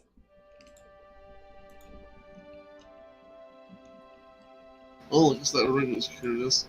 This is what to have like putting a little. So the ring. Okay. Mm-hmm. I'll identify the ring. As you identify the ring, you know this is a bit of a strange kind of ring. It allows the wearer at any time to basically say a command word, and when you do, it will make all of your armor disappear and fall into the ring. And then you say the command word again, and it puts all your armor magically back on again. Interesting. Kind of useful, especially for having armor wearer. Guys like us.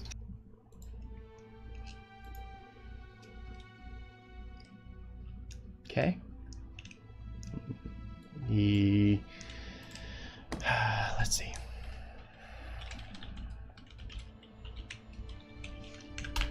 One sec. He looks at Avalana and says, if you're wanting that armor, it's going to be 600 gold. And then he turns and looks at Belvedere and says, that ring is only 150 gold. Isn't it a steal? So it's a leather armor +1? Mm-hmm. Not studded leather armor +1? It could be. It's a medium armor, whatever one you would need. I'm building it around you. Well, it's just whichever one you need. Okay. Then I'll do the math to see if I have enough money. How much was it? What did I say? 750? I think you said 600. Did I say 600? Okay. He's saying I said 600, so it's 600. 600.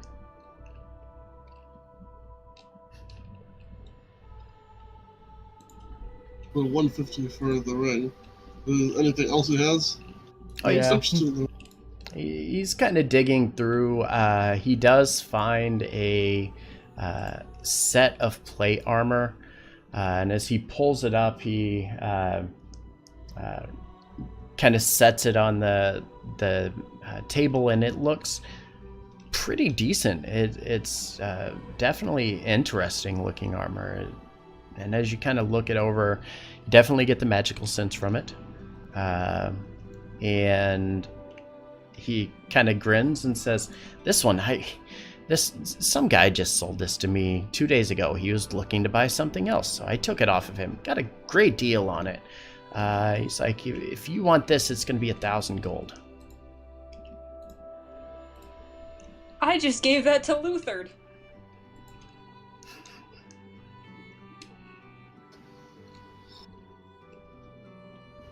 Well, I'm most interested. Let's see. Perhaps we could cut some sort of deal, especially as I think we're I'll buying multiple identify things. the armor first, so we even know what it does. Okay. You identify it, and you know it to be a +1 to plate armor, and it has a magical, or it has a resistance with it as well. Oh snap!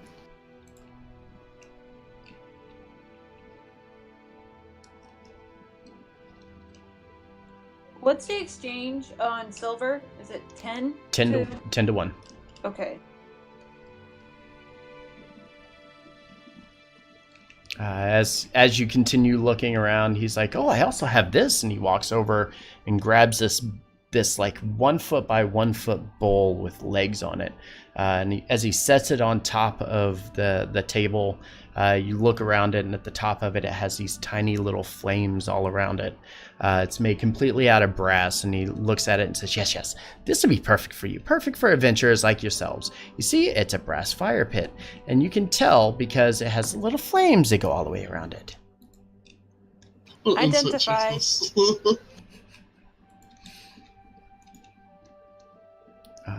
And as you're identifying it and kind of looking it over, he's like, "I'm going to give it to you for a really great price of 750 gold. As you identify it, you know this to be a brazier of commanding fire. Basically, you can call on a fire elemental at any time when you start a fire with it." Damn, okay. That's sweet. How much were those citron gems worth? I don't know. Each. So I mean, they're 50 GP each, and then we've got the pouch of 13 garnets for 100 each. They were 50 gold? Mm-hmm. So between all the gems, we've got 1,400. As you're looking for a sword, or as he's kind of looking for a sword, he comes back and just kind of shakes his head and says, I'm sorry, I don't have anything here that's quite what you're looking for. I have maybe a couple of daggers or something, but not a long sword." But then he stops and he goes, oh, I have this. And he quickly runs to the back. And when he comes back, he brings back this pouch that just looks like a coin purse and plops it down in front of you. Identify. Oh my god. You have spell slots left. That's impressive. Oh, right. You're going through multiple levels of spell slots now. GG. You did tell us there would be no combat. I did tell you there would be no combat. I could change my mind, though. As You he only have yourself to blame. As he puts the bag down and Avalana kind of looks it over, the bag looks like a bag.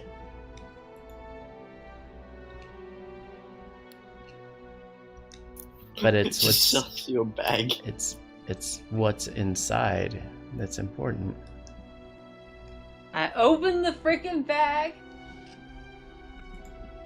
and I take whatever's inside, and I'll identify that. I'll use a freaking second level spell slot.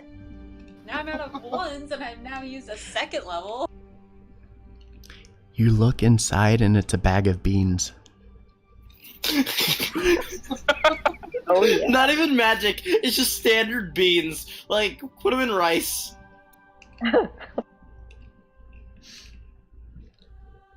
But are they not I magical? cast identify on the beans. They're magical beans. Do I know what kind of beans, though? They're magical beans. I don't know what type of beans they are. Nope. They're lima beans for all you can tell. But he looks at you. As he sets it down, he kind of crosses his arms and he's like, that's going to be 1,000 gold, though. Do it. Don't buy anything. Just buy the beans.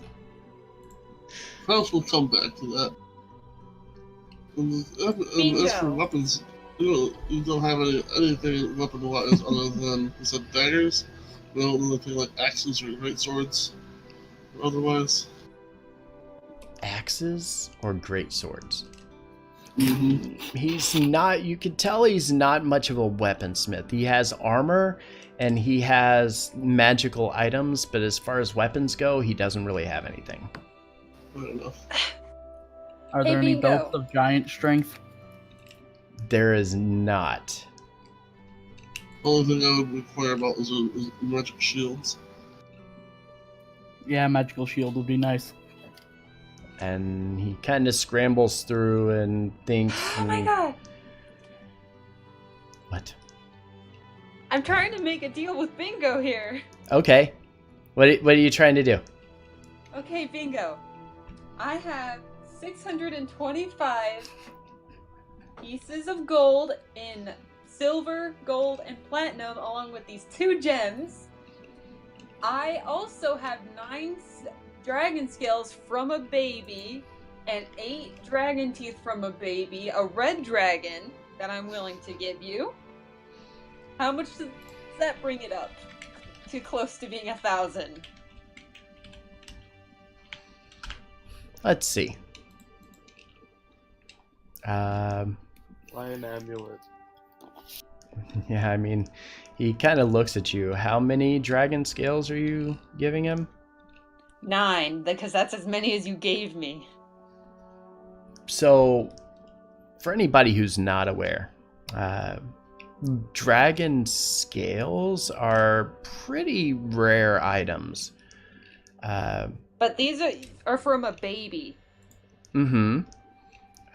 He kind of looks at him and he reaches for his scale and then kind of sets it down and begins to kind of lift it up, and he places one of them on the scale and begins to weigh it, and he kind of looks it over, and then you kind of peek around the corner and look at it, and it comes out to about 3 pounds or so, and he's like, I'll give you 60 gold per pound. So 60. How many pounds you say? It was 3 pounds for one scale. So 180 gold plus the 100 gold from 2 citrans. So I Plus have 600 something I 805 already had. now. So I also have this ring. How much would you give me for this ring? What do I can find shelter? He's looks at the ring and kind of shakes his head and says, I'm not looking for anything like that. It's a magical ring. And he gets like his gruff voice and kind of like puts his fists on his sides and says, and I'm not looking for anything like that.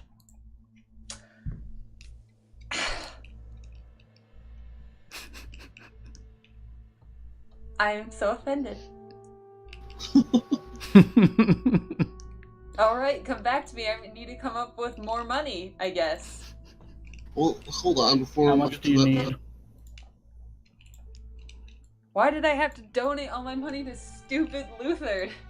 Did he produce any shields at all?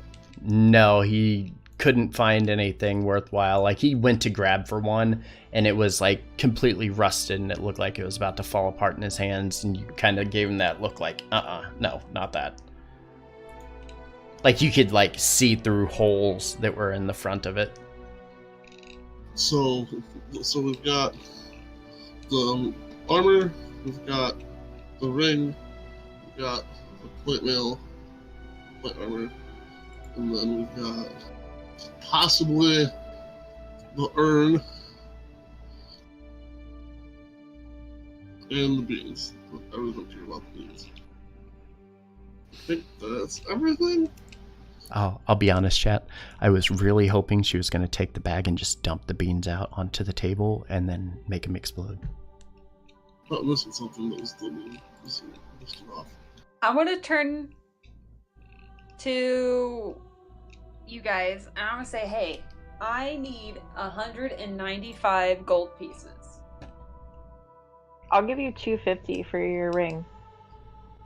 Deal. All right. And I give her the ring of mind shielding.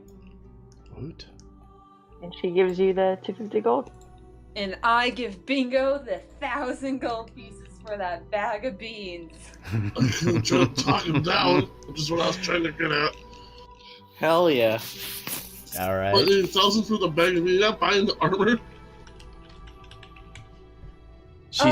She's more worried about the bag of beans. The armor's barely better than what I have. Yes. Did you say it was studded leather armor +1? Yeah. But you're not really going to get much better unless it's like a +3. So. So, yeah. So, Avalana is buying the bag of beans.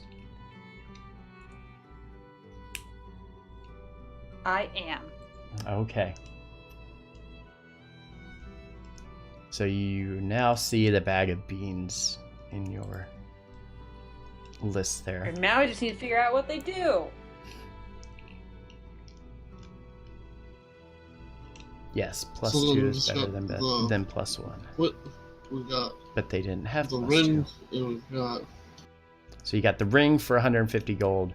The brazier is still left for 750, and then the plate mail with a +1 and a resistance for 1,000. Not fishy at all, chat. Don't tell him.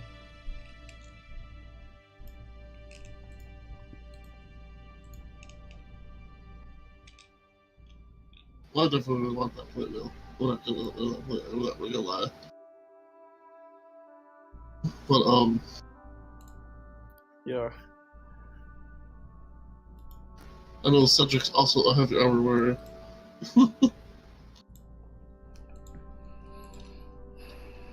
We'll see. I guess we're trying to still have to stop by like another shop to see if something has weapons and or a shield. I mean, how much do you need? I can actually cover it. I have enough gold. So what are you buying? I can actually, well, I can buy both actually. The ring and the armor? Mm-hmm. Okay. You are welcome to do so. So that's 1150 total. Yes.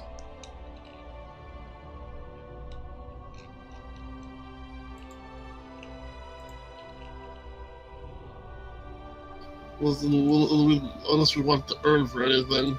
I don't know if anyone's interested in that. Could be fun. I'm not particularly pleased by it personally. Who wouldn't like to have a fire elemental at their command? And I'm gonna also try to finagle him down a little bit since we already bought him of other his beans. You can try. And buying both of these from him. You can give me a perception check. Or not perception, I'm sorry. Persuasion check. Yeah.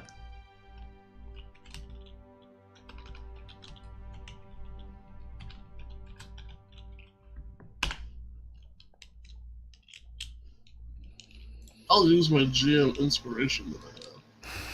To re-roll it? Why not? Alright. Might as well make use of it somehow. Come on. In fact, you're attempting to talk him down in price, and he kind of looks at you and almost offended. He begins to reach for the items and starts to get ready to pull them away.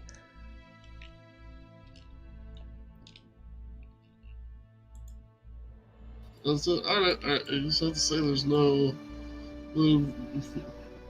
So his price as is. It's gonna be if that's the issue. And I'll just pay it the full price for him then, I guess.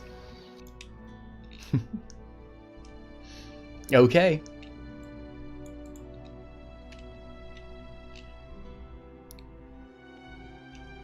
So you pay full price of $11.50. You get yourself the armor and the ring.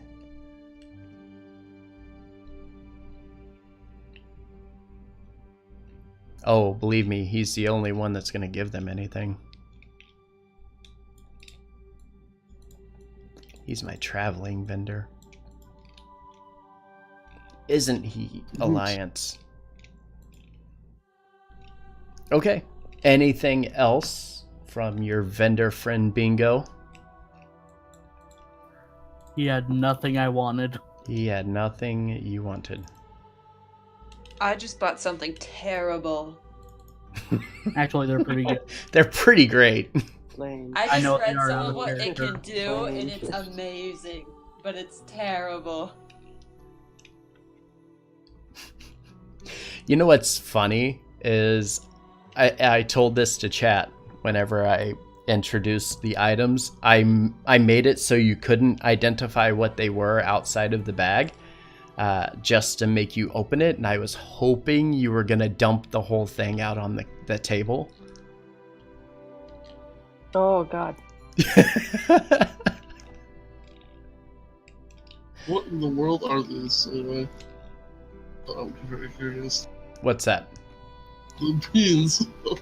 They're a bag of beans. It's a bag of magical beans. What don't you get? Literally a bag of magical beans that random things can happen. No, you just put them in rice and it tastes good.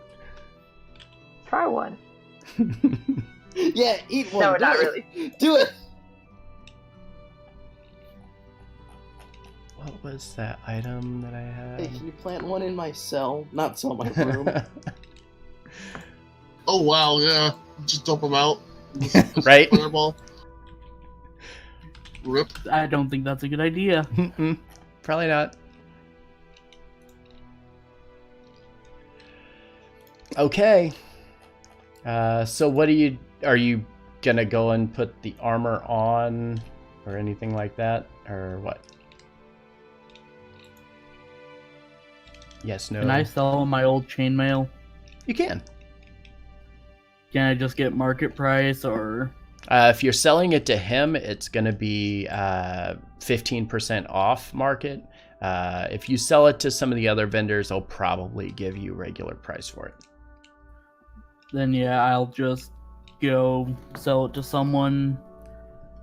I don't really feel the need to RP that. Yep, okay. Is there any other shops around that might sell at least like up to magical weapons or shields?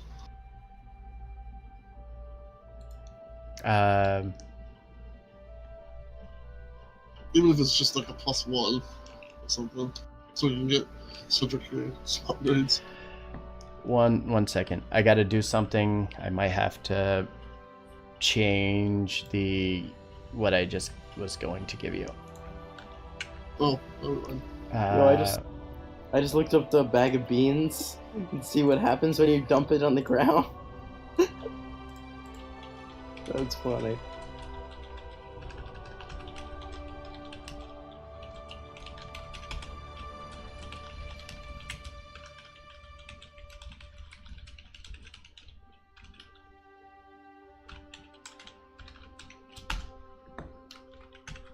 Avalon, check your messages. I think the best part of it does actually jack in the giant beanstalk if you roll 100 on it. Mm-hmm. Yes, I would have.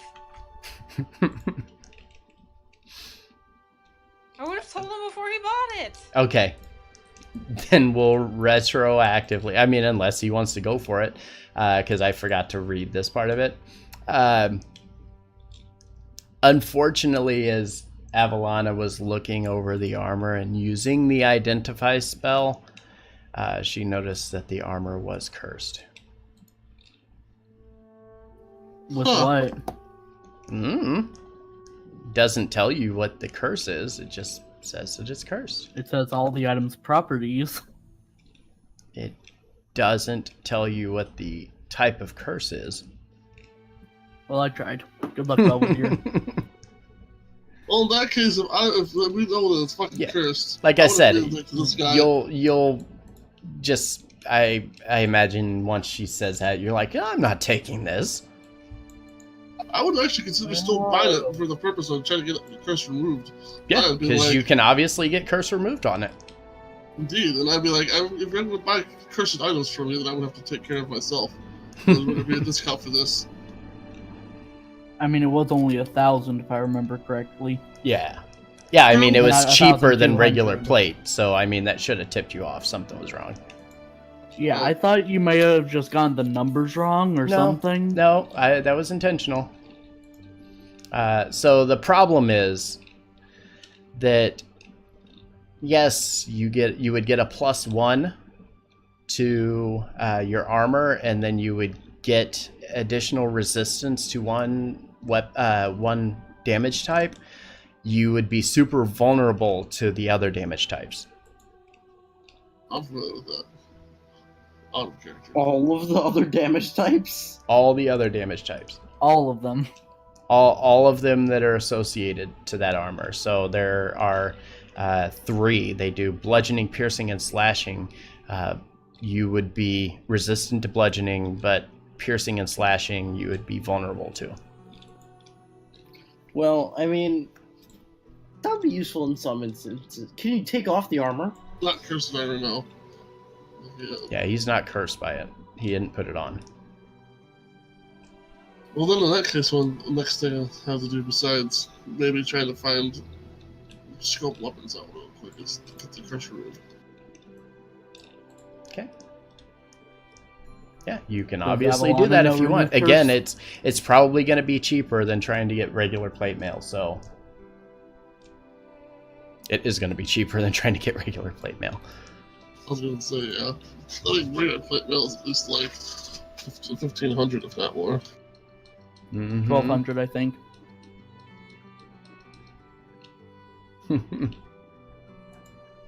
Yeah, it's 1,200 for regular plate, so. Okay, so you're keeping it? Yep. Okay. Yeah, I'm pretty sure you could find somebody who could remove a curse. Maybe somebody in your party could do that.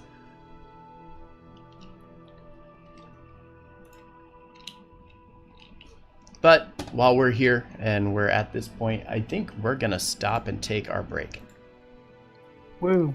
Ooh. Okay, so I will be right back.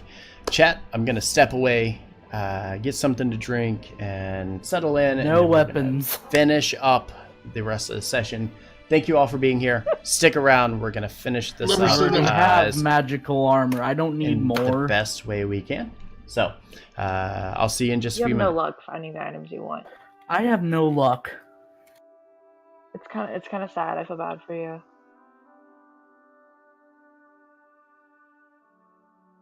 Think about it this way.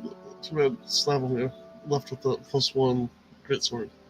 Could be making use of that right about now. I wouldn't use the greatsword because my fighting style is one-handed. I'd consider using it just because I have the defensive fight as well, so I just get the +1 AC. So then you'll give me the flame tongue, right? Depends on what we find, my friend. Is it Dorny or Dorn? Dorn. Dorn? What race are you? She's half elf. Half elf? Awesome. I'm a Too many elf. half elves. Yeah. There's 3 in this chat right now. And So one of them is chained and shackled. And an SMR, and then Joel Belvedere, the generic human. You're always the token human. Most of the time, yes. Benito, Matthias. Or dwarf. Can't forget Belvedere, that. Clint.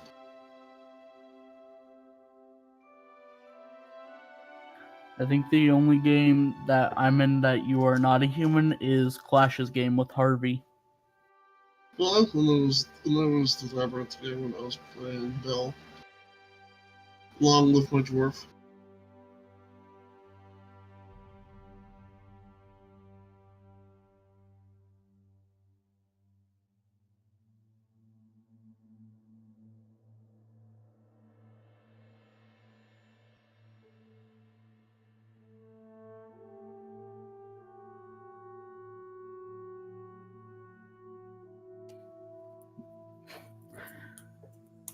I wonder what Sky Tarnan's next character is going to be.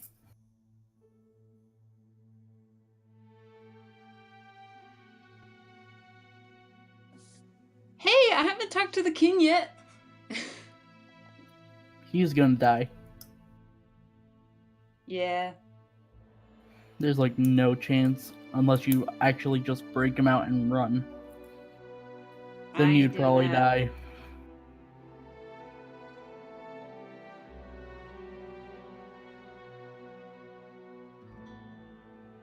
I'll be right back.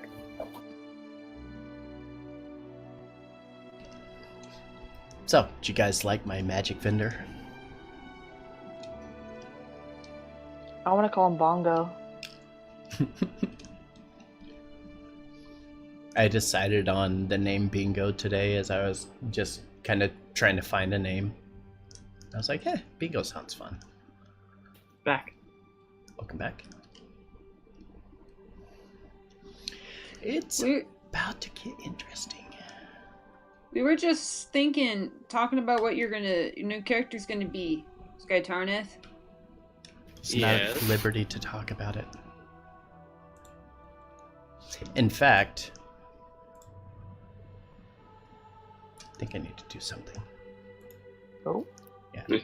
Oh, this is gonna be great. I'm excited. Well, I met a god, so Oh, I'm back. you guys aren't ready for this. You Snow, you might want to remove it because it'll show up for everybody. Oh, in D&D Beyond. I'm sorry. I can click here. I'm sorry. That's my fault. Let me see if that. Hold on. I wonder if it put it in yours or mine. Do you still have it? Hold on. Does it show on your character list?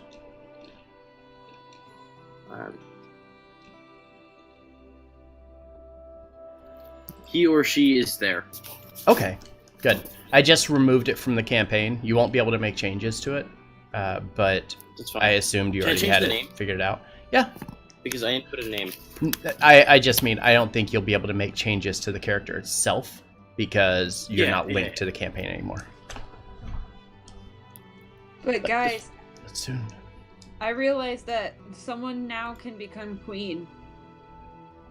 Go for it.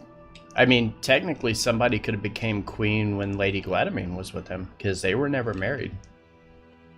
But that would have been weird. Super weird. Belvedere, you back? Use deafened. Oh. You know, I actually forget to check my D&D Beyond sheet.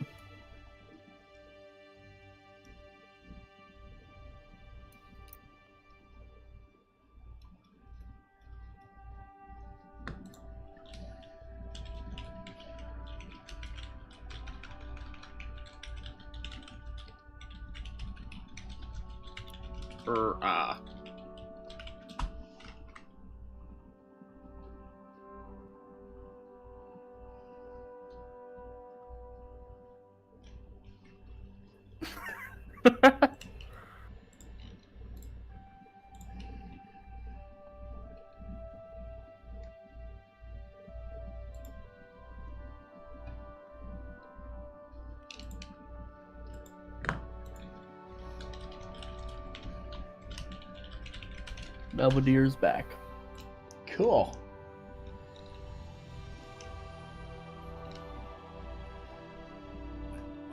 All right, guys. I think we're gonna get started again. Welcome back, everybody. Time for more game. Thank you for sticking it out with us here. So, you've done some magic item purchasing. You can gather supplies and things of that nature. What else would you like to do? Your time is starting to dwindle down a little bit. Unless it's possible to find a magic weapon, nothing. Yep, not today. I wanted to talk to this new chick. Okay. New chick. Hello. She wants to talk to you. Because I don't think in character I really was introduced to her at all. No, nobody was. She came with us. Yeah, Yep. she rushed in behind the party, and Mariel knew who she was. And the Kingsguard, or the Gladamine militia just let her right in. So, Dorn, was it? Yes.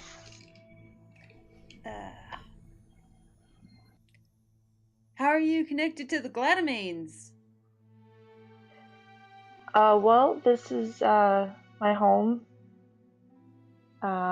I have actually worked with her before, most of them, and the king. So you live in Colino? Normally I travel around, but sometimes. Oh. So you live on the Isle? Yes. Cool. Yeah. How about Yeah, yourself? conversation. Oh, I'm not from here. I just came here because I saw a flyer. And then lots of crazy stuff has happened. Found out I was related to Lady Gladamine. Like, I don't know, 7 days ago. Well, that seems like wonderful news, and also terrible for the circumstances. Well, she's like my aunt, so I don't know. I guess we're not that closely related. Not that close. Did you get to spend any time with her?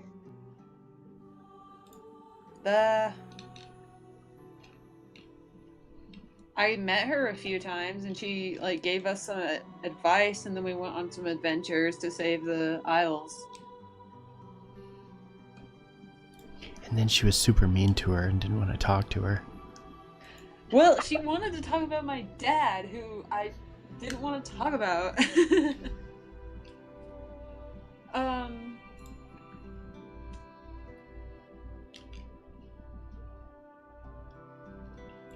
Do any of you guys want to talk to the new girl?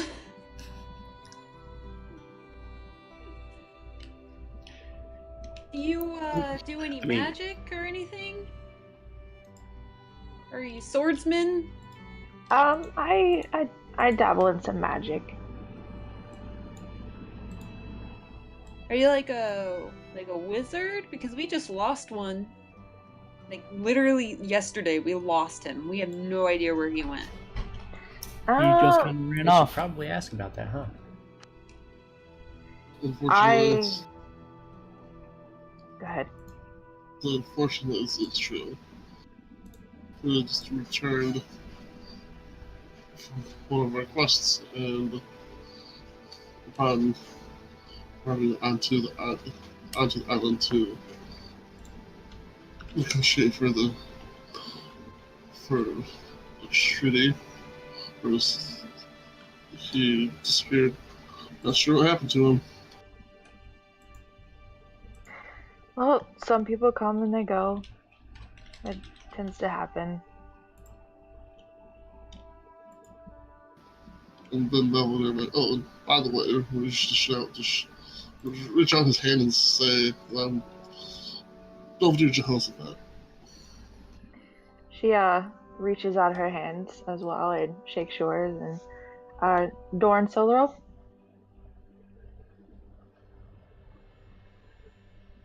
And no, I'm not a wizard, though I do love books. I nod to her and say, I'm Cedric Marsk. A pleasure to meet you. I'm Avalana, by the way. So do you too.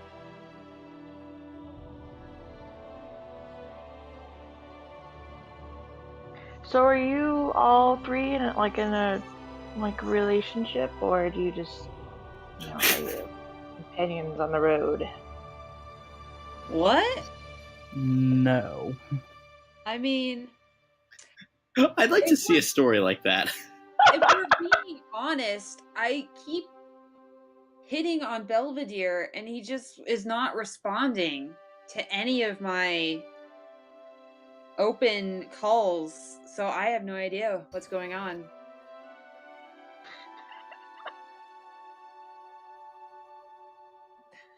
Which I haven't used at all. Well, perhaps he doesn't know the charms to seduce you. Belvedere is like just standing here, just looking back between the two of them. His face is completely beat red at this point.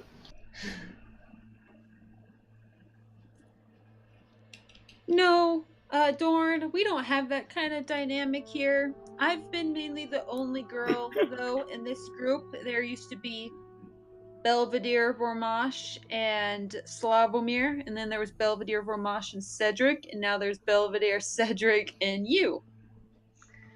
Huh. Well, have you thought about it? No. I'm always open to new experiences. I am so glad I have met you. You said that in a weird tone. Weird or correct? I think it's the correct tone. I did try to bargain with the Fire King. Oh God. But he would not accept me, which was very offensive. Well, that is his loss. Yes, I agree. Finally, someone who understands me. Oh my God. I felt understood since Pandora. I want everybody to take Pandora. this mental image in for just a second. 4 foot something Avalana offered herself up to a large fire giant. Huge. huge Hey, fire I giant. had a Planetar boyfriend in a different campaign. She's like a small cinnamon roll. How could you not like her? It really is his loss. Kinky. He could just pick me up in his hand and we could cuddle. Exactly. All right, so time is starting to wind down. Yeah, I'm gonna head towards the temple. The best part of this too is that poor young Freddie has been with us this entire time. Is there anything else before you head back to the temple? Actually, Dorn? if someone to sell off these garnets that we have, because keep forgetting we have them, and suppose we'll get rid of them while we have the chance. 13 garnets and 100 people each. Dorn, is there anything else you want to do? Well, she's waiting for the opportune moment to speak to them about the artifact, but she doesn't want to do it in the store. Is there thought anything we had else you left. want to do?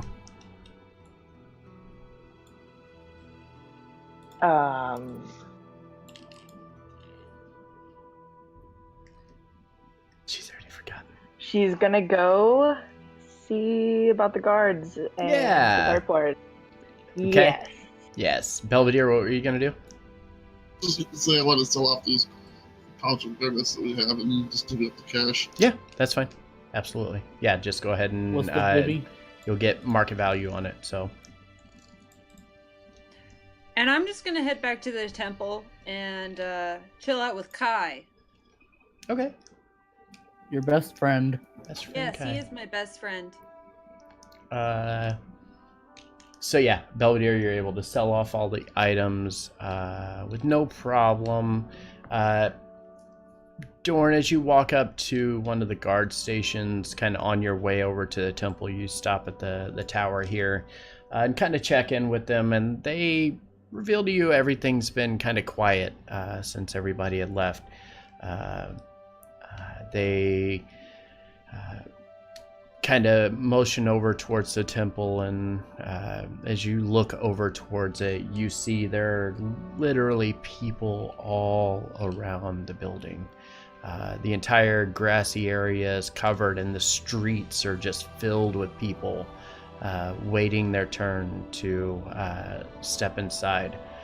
But he thankfully reports that nothing bad has happened in the city since everybody had left.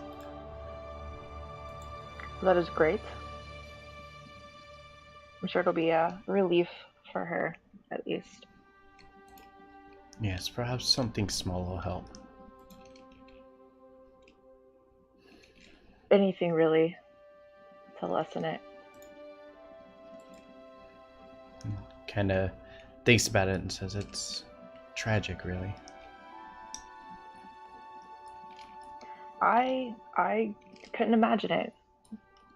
Losing someone like that. Like I don't even want to imagine it. And he kind of nods in agreement and says, I wish I could stay and chat, but I need to get back to my duties. I'm sorry.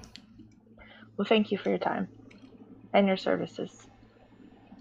And kind of nods and continues back, begins doing his kind of laps around the top ring of the platform there. And you guys make your way back over. As you start to get a bit closer, as I kind of mentioned to Dorn, you're noticing the roads are just heavily trafficked. And as you even have to take some of the back roads to make your way around, you are able to eventually, make your way back into the temple. And as you return, everybody, all of the people, again, they're just kind of waiting very patiently, very calm, very respectful. The area around is almost entirely packed, but then they're lined all the way down this street that continues. people waiting for their opportunity to go in, waiting for the doors to open. To many people, she was like a mother or a friend or somebody you could just depend on and trust. She's led her people from their old home back on Rent Key to here in Toledo, and established their place along the king in almost no time. The people are very emotional, kind of just wishing to see her one last time. And as the doors open and people begin to slowly funnel in, they leave everything from flowers to gold to personal heirlooms and trinkets. All of them just kind of lying at the foot of the pedestal that holds Lady Gladamane's body on top of that bed of white roses.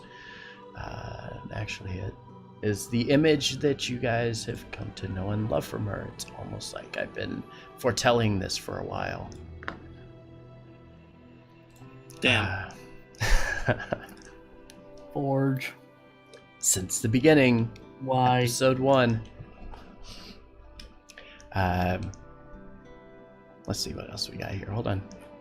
Gotta scroll down now. You notice that the necklace that was around her neck that bared the very large diamond within it has been removed after Mariel kind of broke the clasp and took the diamond out to try to revive her. And they have now placed a green pendant around her neck, and it just kind of just lays there, sparkling, matching the color of her eyes. Almost that same exact hue. Despite the number of people, chatter's very minimal in here. The temple itself is almost quiet. The king, again, does not show his face. Remains locked away within Lady Gladamane's chambers.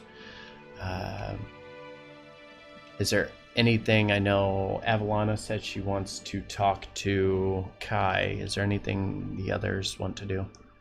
Oh, I was just saying that I was heading there, and that what I was doing basically was like, talking to him. Just passing time? Yeah, but okay. While I'm in the temple, I'm gonna restart playing that song. Okay. Yep, you absolutely can. Belvedere is you're standing here. May be able to find somebody eventually to remove that curse somewhere here in town before you leave. But everybody is kind of here right now. Right. So it's going to be a little hard to find anybody to help. So yeah, time passes and the night begins to slowly come to a close. The people start, while they were, again, being very respectful while they were entering and such into the chambers, as the militia begin to back them away, once again, they remained respectful and moved back, allowing the militia to close the doors and allowing everybody within a chance to kind of relax and take a deep breath. All of the houses around the outside here are just open houses for the people that are visiting this temple. So like you guys or the Gladamane whenever they are here, or the king or anybody like that, that's where they are actually staying. The temple itself is kind of opened up. It has massive doors on all, 7 sides. It reveals almost the entire thing to the city when it's open. But you, like I said, you can easily kind of look in from the outside and see everything that's going on. There are a couple of chambers, one of which is where they were holding Skytarnith for the evening. But beyond that, there's not much else in this temple but Lady Gladamane right now. Have they given me any food or water? Oh yeah, they're Okay, taking all right. really good care of you. Surprisingly good care of you. Okay. Just want to know. How nice is the food, though? Oh, it's top-notch stuff. It's not... Meat? Any meat? Yeah. I'm gonna turn the Absolutely. bones into shivs. No, I'm He's gonna try. And then chokes on the bones and dies in his sleep. in my sleep while eating Seems the like meat. a fitting in. I call it sleep because there are kids watching. Sleep. Yeah, so some time passes, and are you guys just going to hang out inside, or are you going to go to your own private quarters? What are you doing? Dorn, you can go ahead. Oh, after a while, I want to find out about this artifact Dorn has, so I want to go to private quarters to learn about it. Okay. Dorn wanted to actually go at least give Muriel the report and to see how she's faring. Okay. And as you give her the report, she's obviously relieved to hear that nothing bad has been happening since she had left. And she kind of looks at you, very exhausted, and says, I'm doing as well as I can. At least this isn't going to slow down anytime soon. We have so much we need to do. Well, should you need anything at all, please just ask. And she kind of thanks you, and about that time you watch as an individual, looks like a scholar almost, kind of walks up and begins to approach Mariel, and she thanks you, or thanks the scholar for being there, quickly turns around and goes and grabs a big notebook, and then grabs the stack of papers that she had from when you guys were on the ship, and hands it to him and says, I need you to make 3 copies of this information for me, and it needs to be done as soon as possible. And the man kind of grabs the notes and immediately kind of rushes out, heading back to his facility, trying to get these new notebooks prepared for Mariel. Dorn watches, but she doesn't ask any questions about it. And then she kind of turns to you and says, I'm sorry about the interruption. There's so much preparation that needs to be done to ensure that we take care of my mother properly and ensure that her legacy lives on. I completely understand. No need for apologies. And she's kind of thankful, and then looks over and sees Avalana's kind of like standing off to the side, like doing that, I'd like to talk to you kind of look, and kind of looks over to her and then looks back at you and says, I believe your friend wants to speak to you. Yes. And again, just remember, like, should you need anything, I'm just ask. And she, again, kind of gracefully nods and says, yes, I appreciate that. I truly do. She clasps her hands, tightly for a minute, and then she lets go and bows her head and walks over to Avalon. All right. The 2 exit, heading towards the chamber up here to the north. It's where they're currently putting the entire group. There are several small rooms, a bunch of bedrooms and stuff within it. There's not much by way of like a living quarters, but there is at least like a kitchen. So if you wanted to prepare food or anything like that, you could do that as well. What are the others doing?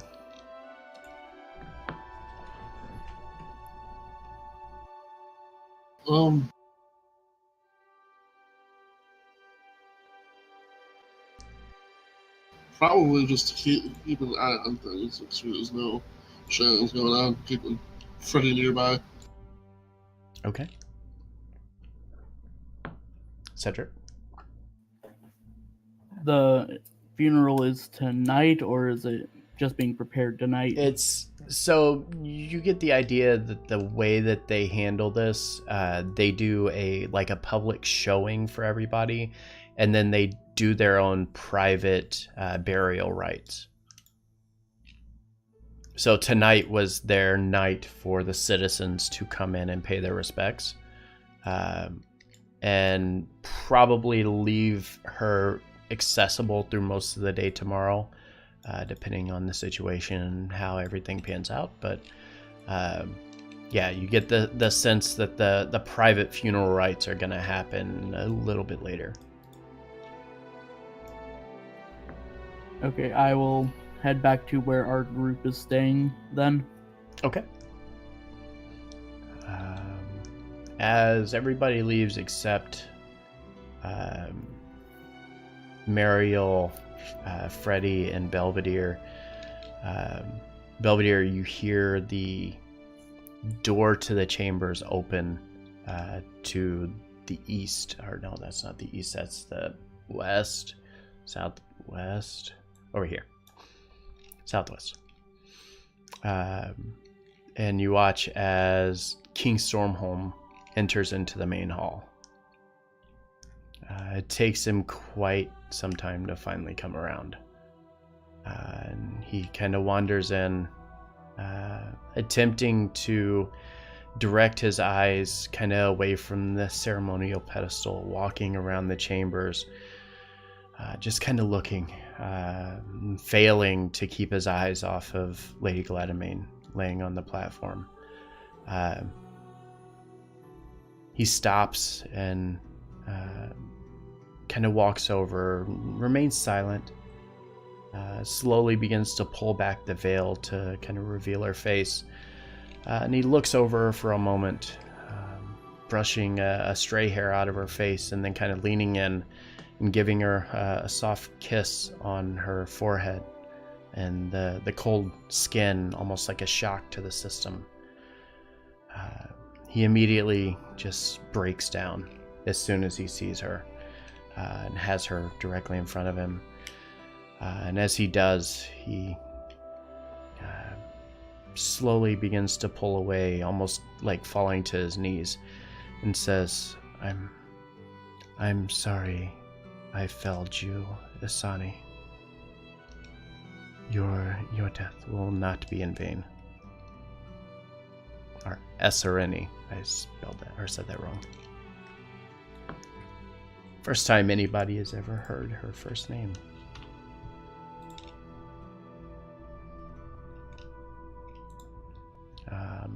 He kind of takes it all in, stops, and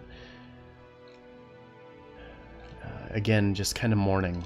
It's his first real chance to do so, and everybody in the room just watches. Many don't want to interrupt him. They kind of leave him be. And after about 5 or 10 minutes, Mariel begins to walk over. Kind of places her hand around him, like resting it on his shoulder. And kind of brings him to his feet and, offers him if, there's anything that she can do. Get him food or water or anything that he might need. And he immediately shakes it off. He's not really interested in that. He turns and walks over towards Belvedere, who he sees sitting next to Freddy, and walks over and immediately greets Belvedere. Doesn't say anything, just kind of gives him a bit of a nod, and then looks over to the one room within the chambers, seeing Sky Tarnith within. He looks and doesn't recognize him. Okay. And then just stands there for a minute. Well, if Belvedere sees him kind of staring off for a moment, I'll stand up and say, I think you should think of something I can help you with. You watch as he kind kind of frantically shakes his head. He looks around the room, and again his eyes dart back over towards Skytarneth. And as he kind of looks, he says, "Who is that man?"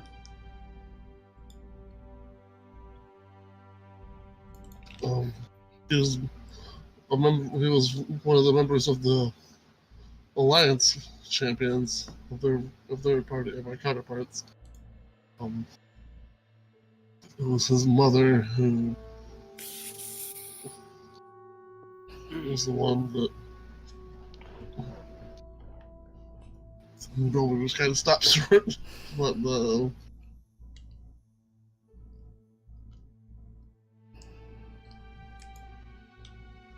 he looks at you, just kind of out of the corner of his eye, not completely, like, he hasn't completely turned his head away from Skytarneth, and he just kind of looks out of the corner of his eye at you and says, "Why is he in shackles?"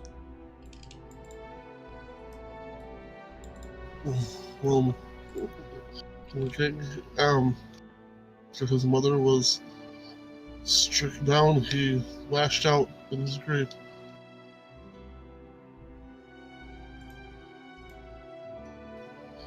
It's he did attempt to attack you.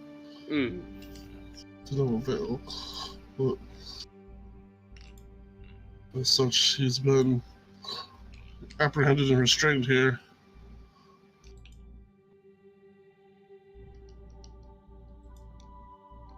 And he continues to look at Skytarneth and says, "I don't even recognize him."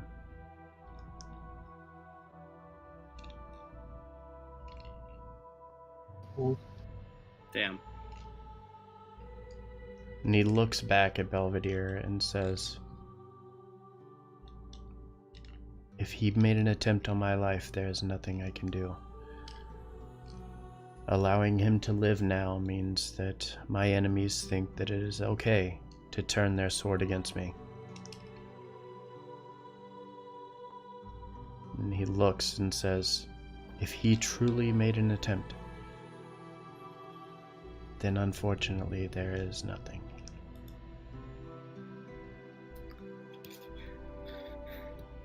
I honestly don't believe he was truly of his own mind, as was his mother.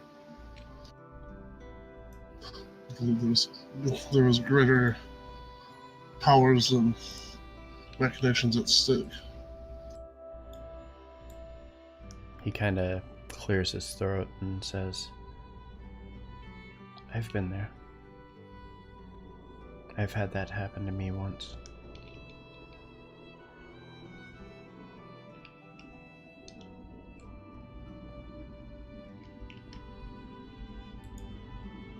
And he walks over to Skytarneth. And he kind of looks down at him and says, "I am sure from what I am hearing that you are hurting. That does not excuse your actions. At sunrise, you are sentenced to death. May whatever God you pray to be merciful on your soul and allow you rest."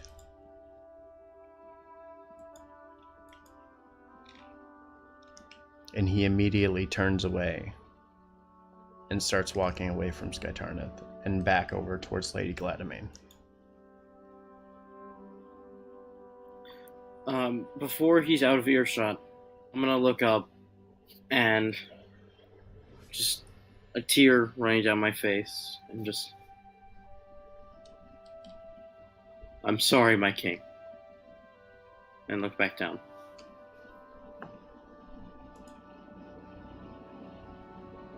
And as you say that, he stops for a moment, kind of turns his head, almost kind of like, when you hear something behind you and you're trying to make sure you heard it correctly. And he kind of turns and listens. And then he turns back and continues back towards Lady Gladamain. It's at about this time that they begin to empty out the rest of the temple. The King's Guard taking over the building and protecting the remains of Lady Gladamain and escorting everybody to their private chambers. It's also at this time, Skytarnet, they pick you up and walk you towards one of the smaller private houses. Guards kind of posted up everywhere around the building. The king makes his way back to his chambers for the night, but eventually finds his way back into the temple once again. Obviously, nobody's willing to stop him from going in. As everybody exits and makes their way over to the chambers, the private chambers, what do you guys have going on up there? I find Dorn and I bother her about what this artifact is. Yay. Would I be in the area as well? You would. You left at about the same time they did. Can I have asked for some parchment to write a letter? Or... Yeah, but they would give you, instead of like a pen or anything like that, they would probably just give you like coal or something, like something that you couldn't potentially use as a weapon. Understandable. But I can Maybe still write chalk or something, yeah. But yeah, you could absolutely write with it. Okay, I'm gonna start writing something. Okay. Alright, so Dorn has been confronted about this artifact that she has.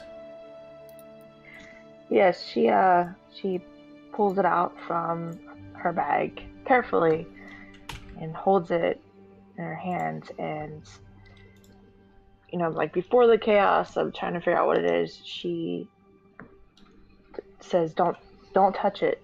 I'm not sure exactly what it does, and I would hate for it to do something here of all places. In case it's something bad. What does it look like? It's a pyramid? Do you want me to show it to them? Sure. Without giving them the details? Yeah. Okay, so go ahead and explain it to them, and I'll make a quick handout for them.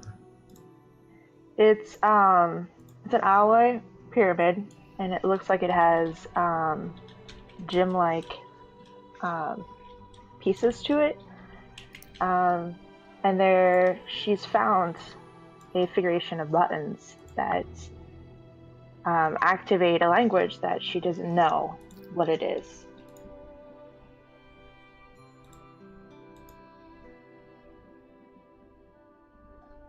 So not a shard of Twilight. Nope.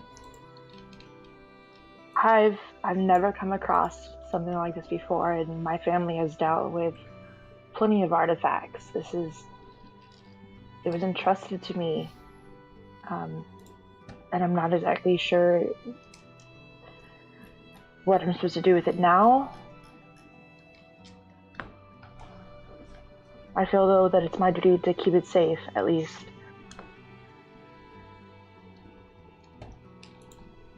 Isator vision, is it magical?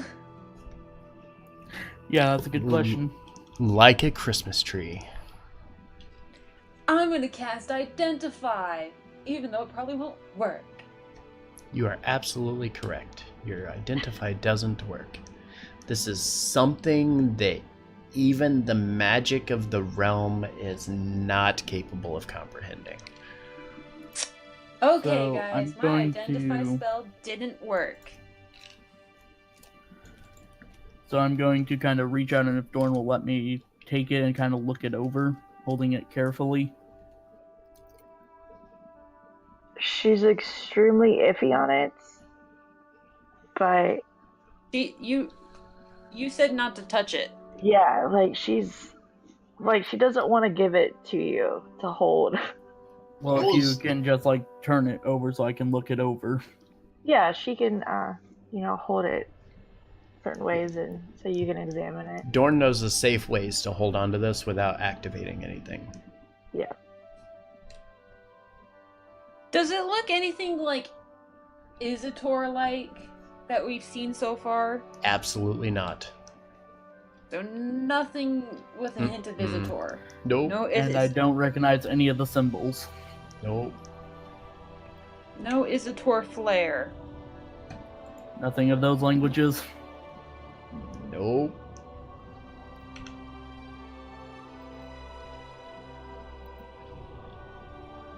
I poured through ancient texts trying to find something, and I have yet to come up with anything that even relates to it.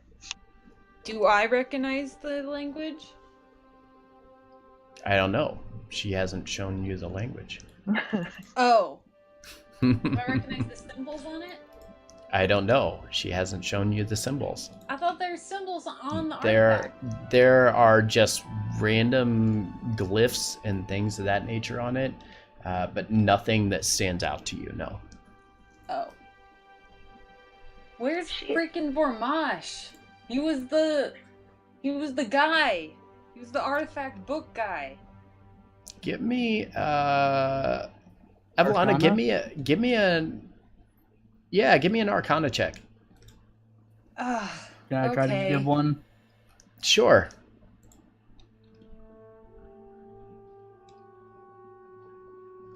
Oh. Oh yeah. Evelana, you're thinking of everything that has happened, and you recall something. You recall something about a language that you didn't know.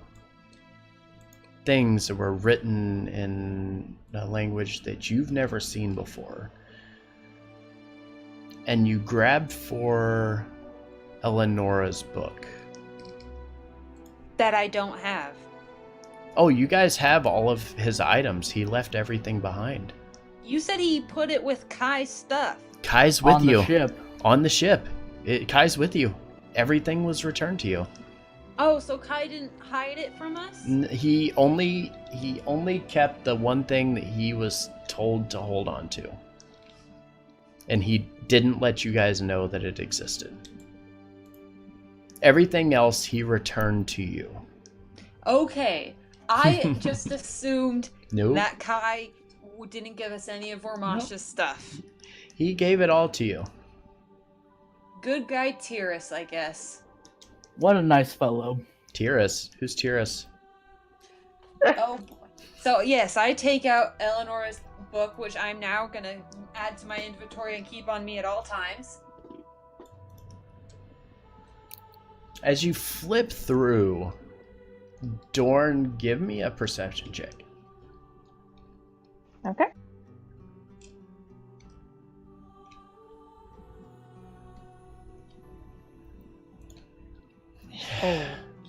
Yeah. It's hard to make out from where you're standing. You're watching Evelana kind of flip through these pages and look it over. It's hard to tell, but then you catch a glyph that matches. It matches exactly to one of them that you've seen. And then as she continues to flip, you see another one. Evelana is looking this over as if she's looking through a picture book. She has no idea what it says. She can't read it. Vormash couldn't read it. It eventually drove Vormash to kind of lose his mind a bit as he attempted to read it. Eventually leading to him leaving from the island and making his way back to his home in Stormholm Keep. If she kind of moves closer and glances over her shoulder, does she recognize any of the languages, or are they like it's all completely different? It's all the same language. Every bit of it, as you look it over, you notice every bit of it is the same language. And where did you get this book from? From a woman I have promised to save, who I have not saved yet, named Eleonora. Do you know where she's from? Stormholm. Originally from Stormholm Keep, moved to False Harbor shortly after her husband was stationed there as part of the Kingsguard. Yeah, oh, do you know the whole Eleanor story? No, probably not. No. Nope. Okay, I'm gonna just give you the whole rundown of her then. Okay. So, basically, and I'll do a quick summarization of it. yeah, you do it. Yeah, so they were sent by the king to go to False Harbor to attempt to make contact with Eleonora Maester. As they went to go speak to her, they couldn't find her anywhere, and as they asked around, the people would lead them to a mansion on the top of the hill that was once owned by Luthard Gamwich, the magistrate of the town. As they went there and attempted to find Eleonora, they stumbled across a dead body that they would later find out to be the remains of Eleonora's husband, Jameson. As they passed by Jameson, they made their way into the mansion itself, which had been overrun by cultists, who they referred to as the Scarlet Hand. As she kind of begins to retell some of this, nothing's really clicking to you. She mentions that the book was something that Eleonora was clutching onto tightly, but then it came up missing. And when I say came up missing, it magically showed up within Kalido one day, in the center of the town market. Nobody knows how it got there. Within the top cover of this book was a coin. The coin is actually a key that unlocks doors through the power of Ezator, the great wizard of the land.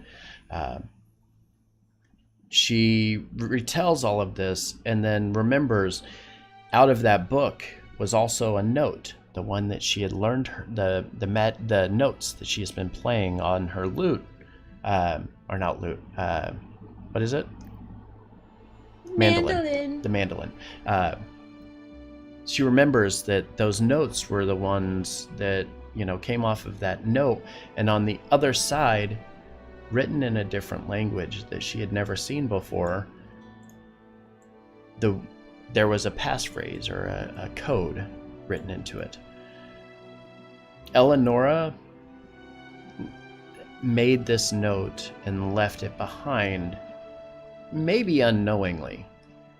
And Avalana, picking up the note, was able to find somebody who could translate it for her. And that person was Lady Gladamain.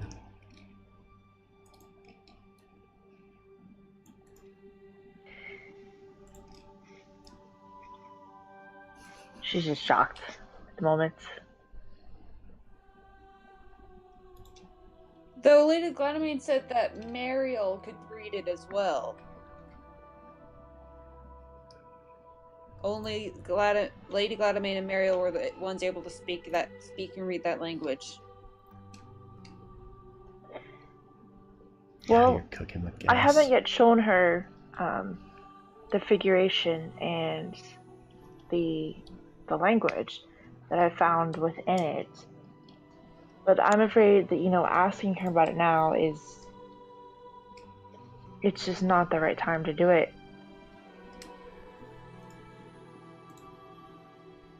Probably true.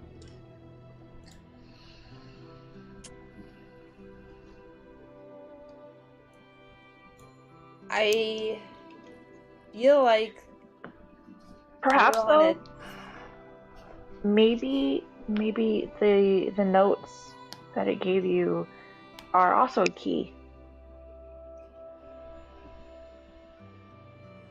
What do you mean? Well, there are some artifacts that are awakened by sounds, that not everything is an actual physical key. Maybe that could help do something. Alright, but I think we should ask Mariel for help, because, I mean, Oh yes, I agree with you. We're Oh, you dropped out, Avalana? on a deadline to the end of the world, so we need her help. We can't wait for her to finish grieving. There's Waiting a really isn't deadline an option for at this what? point.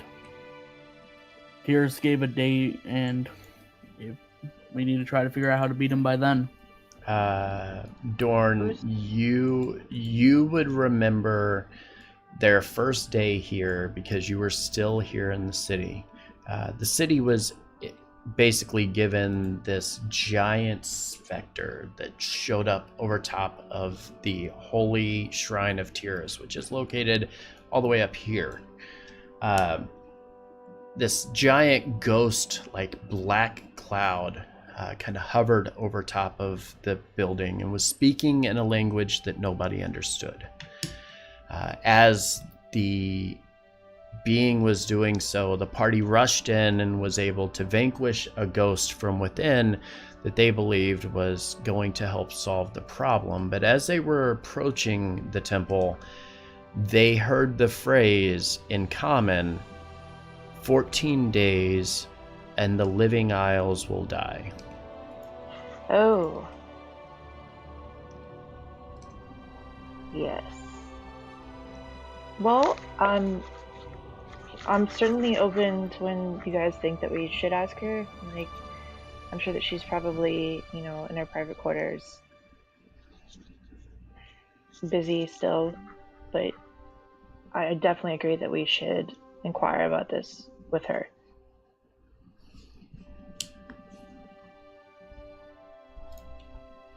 But wasn't originally the Lady Gladymane was potentially gonna go with us to find the final shard as well when we got to that point? Yeah, she offered to accompany you, yes. Wasn't the final shard the one that no one knows where it is? Yes, but that was something, yeah, that wasn't going to end the confrontation. That was just taking you to the Gnomish Island. Yeah, the Gnomish Island of Mizzletherm. Off to the south of where you're at.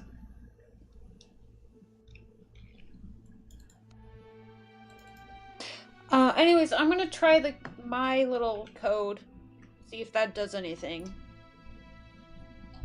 Yes, she, as she's holding it, she does a certain figuration, pressing little spots on it, and goes to activate the part where the language is visible. So, as the party watches, she presses her thumb against one of the centerpieces of this artifact. And as she does, almost like a projection, yeah, that'd be the best way to describe it. A projection hovers over top of the face of this artifact, and it has that same language written all across the face of it. And every time that she kind of rotates it and presses a different button, different phrases and glyphs appear across it.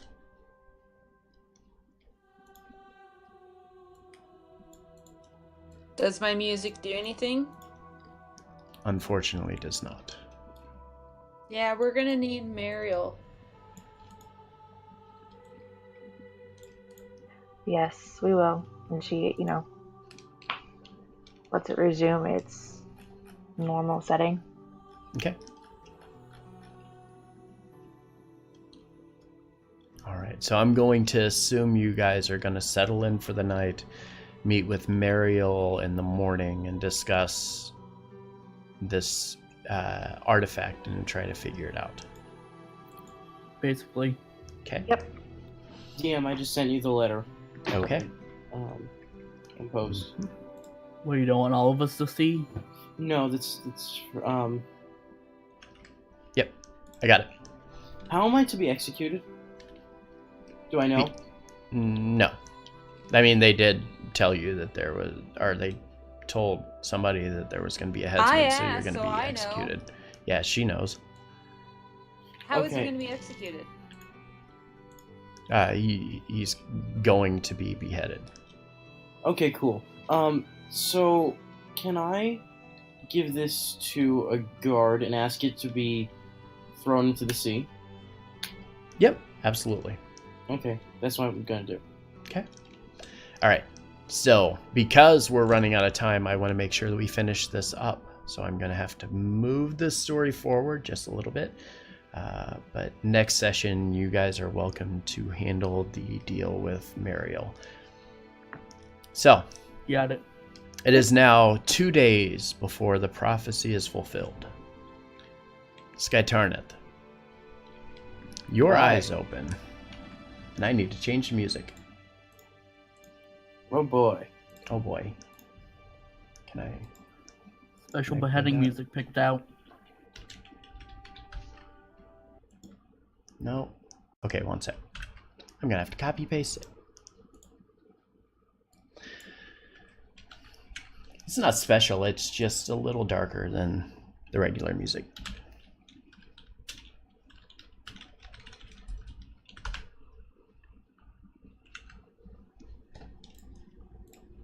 Okay. Skytarneth, your eyes open. It's unusually humid out. A rainstorm sits off on the horizon. Fitting, I suppose. The rain is roughly an hour away, maybe more. The clouds are dark. It will be comforting when the rain finally arrives. In the center of town, the headsman begins to sharpen his blade. It's not often that an execution takes place in the Living Isles, but when it does, it's very much for serious offenses. This time is no exception. The grinding of the blade against the stone wheel is unsettling as it echoes through the city. The sun begins to hide behind the incoming storm clouds. The typical chirping of finches and quail are now turned into the sound of hawks and vultures.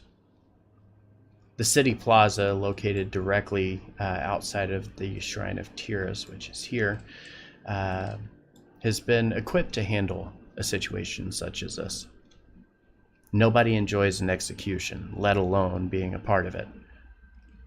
Skytarneth is awakened by Kai Gladamain. He wanders into the room where they have been keeping Skytarneth overnight, noticing the shackles around his arms and legs still, keeping him kind of locked into position here, far enough away. He nods to the guards, motioning for them to leave, placing a very extravagant breakfast on the ground before him at the feet of Skytarneth, then kind of backs away a bit and leans back against the wall, kind of plucking away at pieces of an apple with a paring knife. As he finishes the apple, he kind of reaches into his pouch, fiddling with a couple of things in his hand, trying not to interrupt Skytarneth's meal. As he's kind of sitting here in silence for a while, he would finally turn to Skytarneth. Skytarneth, you would notice that Kai stands up, walks a bit closer, and a black mist begins to set on around you. And he kneels down in front of you and says, "Well, I certainly didn't expect it to end like this. This may come as no surprise to you, or perhaps maybe it will, but I knew from the first time I met you that somehow things would go astray."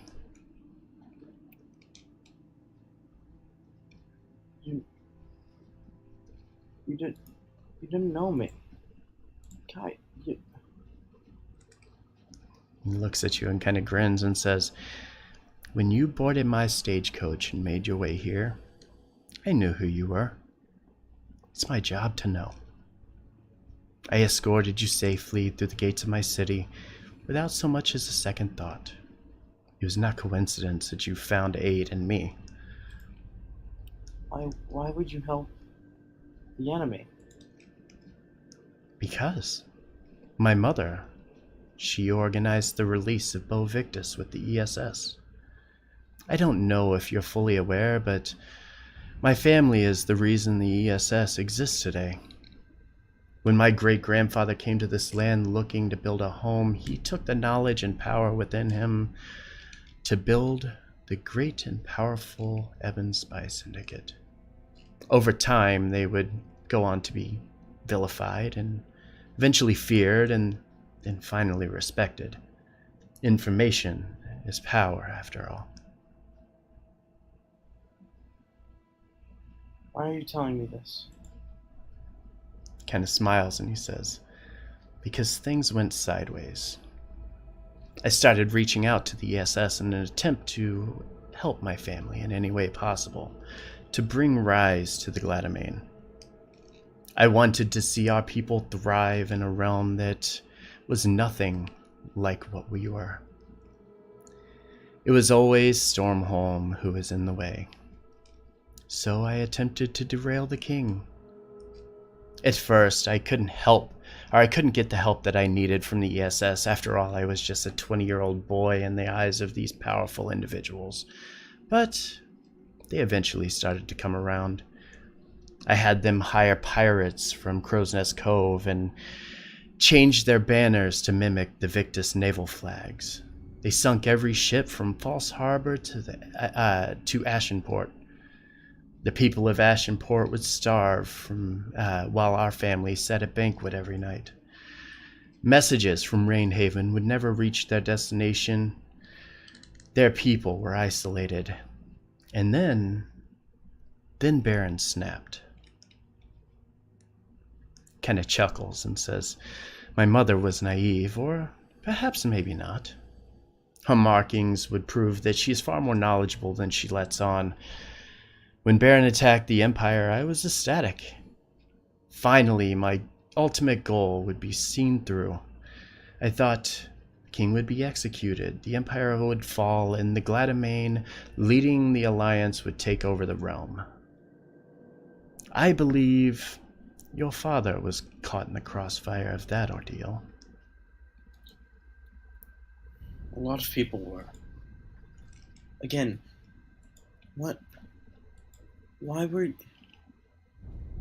He interrupts you and stands up and starts walking around a bit and says, I knew not how deep my mother's relationship with my father was at the time. In fact, they weren't even together. At the time, the king was still with Queen Ananda and we were living on Rent Key. It was my mother's idea to attempt to stop Herodras. She would send her men and begin pushing back their militia. Her interference complicated things, so I took matters into my own hands. As I ushered Queen Ananda from the keep through the passageways, I dropped some poison into her one glass. She made it as far as the second gate before she collapsed. Everyone still assumes the Victus had something to do with it. He turns back and looks at you, his eyes kind of just dead on you. He says, when we finally left the keep, I regrouped with my mother. It wasn't time to... It wasn't quite time to finish everything off. My mother was trying too hard to rescue him. So I did what needed to be done. The same thing that I did to your mother. Enchantment. Once we freed him from his cell and he was released onto our ship. At the words of my mother, I'm gonna look up, drop everything I have, just stand up as best I can with the chains and just glare at him. He looks at you, doesn't flinch, slowly begins to raise his hand. And then when you don't charge forward, he just waits. And then he says, once we freed him from his cell and he was released from our ship, that could have been the end, but no, I couldn't have that. A quick word and a flick of the wrist, and he was no longer able to distinguish himself between friend or foe. I watched him slaughter the pair just like animals, and stopped him only seconds before he attempted to raise his sword against Saren. It's easy to take a life, after all. I found entertainment in it, like I did whenever I turned the death plague onto the city of Nareen, and when I killed your friend Kaisis in Calbridge Citadel. But this I couldn't have planned. What do you mean you killed Kaisis? That was Tyrus. He grins at you and says, attempting to kill a king in the open? With hundreds of people watching? Such a poor decision. The dagger your mother used, any moment now, they will learn that Belvedere was responsible for taking that dagger from your chambers and bringing it to your mother. What? Doppelgangers are fun in that way. No, they can't. I couldn't let them keep that medallion around your neck as well. You just would have survived the beheading and then ended up back on your ship, and believe me, nobody wanted that either. And don't worry, I made sure that the ESS sent your belongings to your friend back in Bria. At least, I assume that's where they went.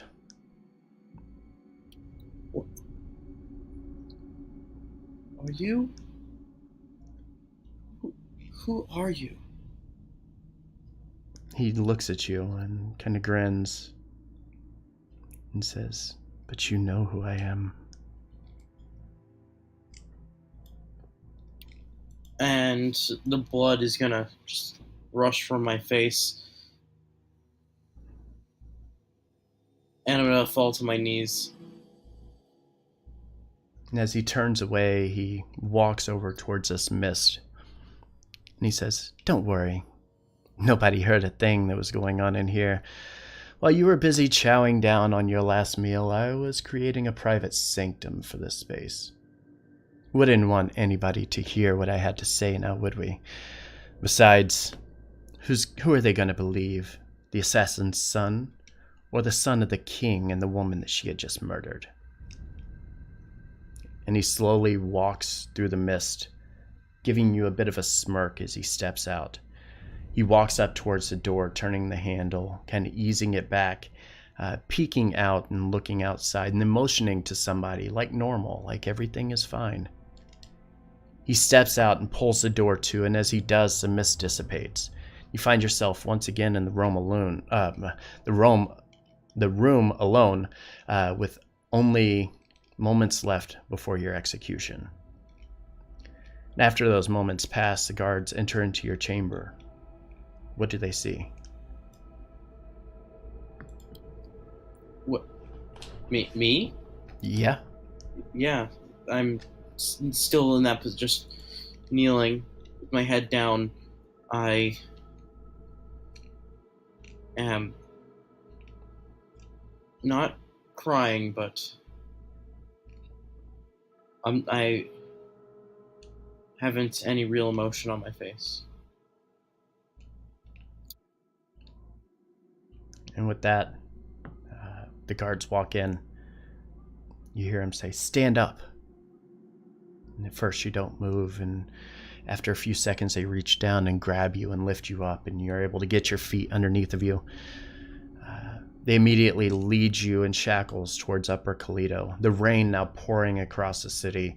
Your footsteps growing heavier and heavier as you get towards that final ramp leading towards the platform ahead. They walk up to you in front of the stage, putting you in front of the chopping block and stand you there. Mariel stands in front of you and says, Skytarnet Dyle, you are guilty of treason to the Stormholm Empire, a crime that cannot go unpunished in our realm. Do you have any final words?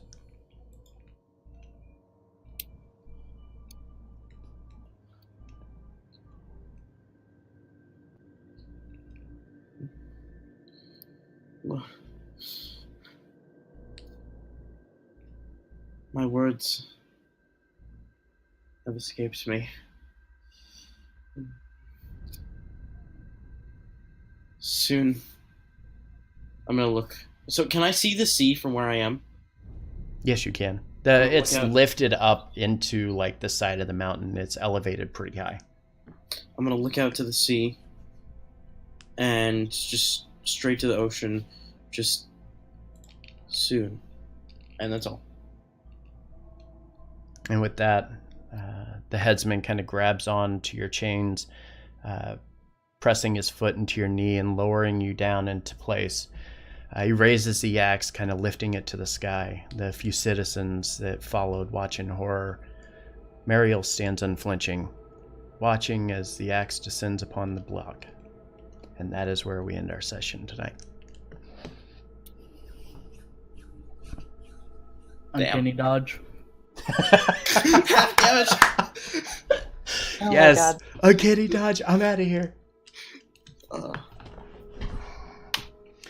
And I need to end the stream so we can talk. Death saving throws. With his head barely like hanging on. Okay, Sorry, I'll Snow. be back. Oh, holy hell. That was so hard. That was so hard to do. Like, I didn't think it was going to be that difficult, but man. Okay. Thank you guys for being here. Give me a second to kind of regroup here. Holy shit. No music tonight. Kind of somber mood, obviously. Let's go over what's coming up. So we have Fate tomorrow for Video Game Thursday. Friday is D&D Replay Ascension is Sunday. Tuesday is Tyranny of Dragons. Wednesday is Return of Giants. Alliance returns September 1st. And this campaign returns on September 5th. Fantastic. Just awesome stuff. Tonight was such a good session. Let's go raid Exploding Dice tonight. They are playing a game called The Hobbers. So go over, say hi to them. Thank you for hanging out tonight. Great episode. And I hope to see you on Sunday for Ascension. Have a good night.